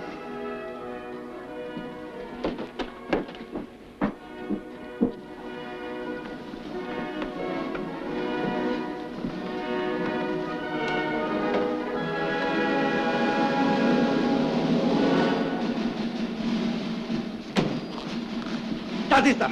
Verhaften. denke, Sie sind tot? Sieht so ein Toter aus? Abwehren! Du entschuldigst mich? Excuse me.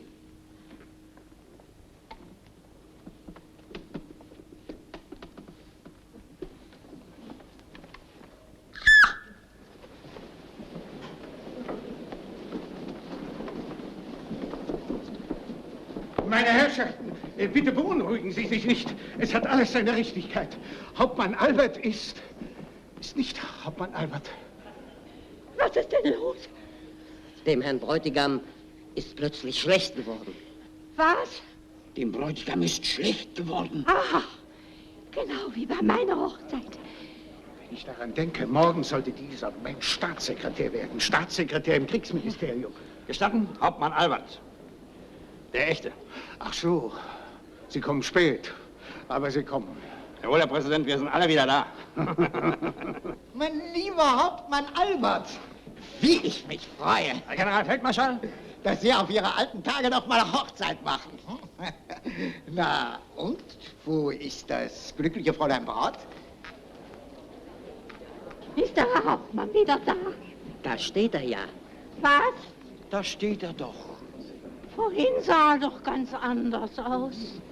Zustände sind das. Dieser abgefeimte Hochstapler. Das wird ihm teuer zu stehen kommen.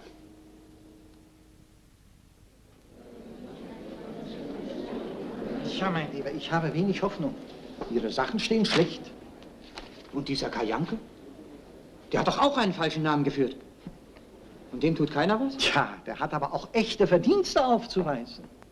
Ja, wenn Sie auch etwas von dieser Art zu Ihren Gunsten aussagen könnten, na, dann wäre die falsche Namensführung überhaupt nicht mehr strafbar. Noch hören Sie mal, Sie waren doch lang genug im besetzten Gebiet. Da passieren doch solche Sachen alle Tage.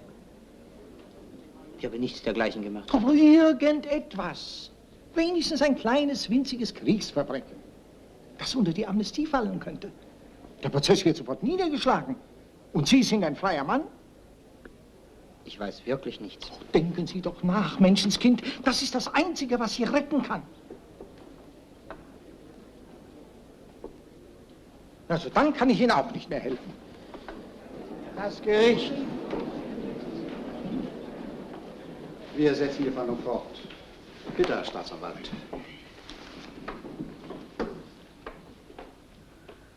Angeklagter, Sie sind von Beruf Kellner. Ja. Letzte Stellung Hotel zum Schwarzen Bären? Ja. Dann stellungslos. Ja. Das ist doch Ihre Stempelkarte. Ja.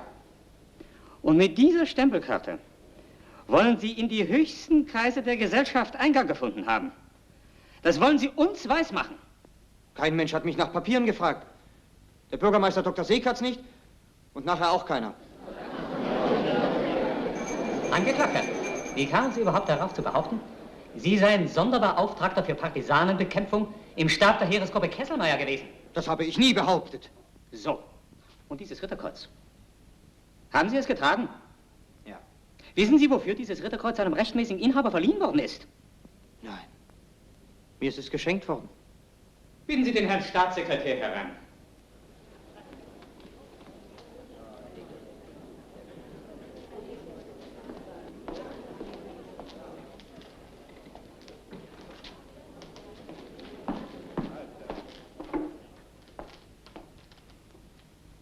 Herr Zeuge, wollen Sie das Gericht informieren, wofür Ihnen Ihr Ritterkreuz verliehen worden ist?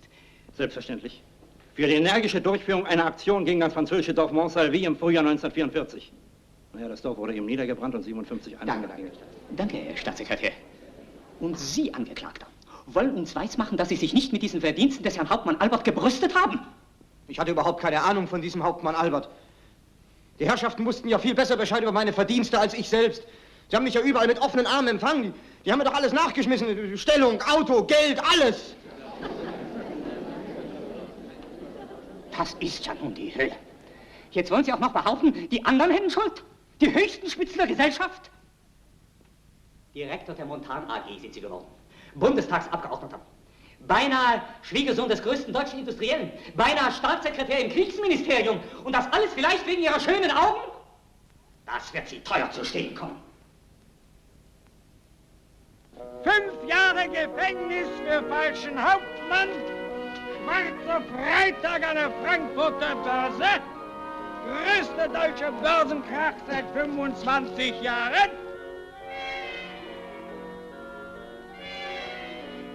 Jetzt sitzt er also hinter Schloss und Riegel. Aber nicht, weil er ein Kriegsverbrecher ist, sondern weil er keiner ist. 5 Jahre Gefängnis für den Hauptmann von Köln. Westdeutscher Kurier.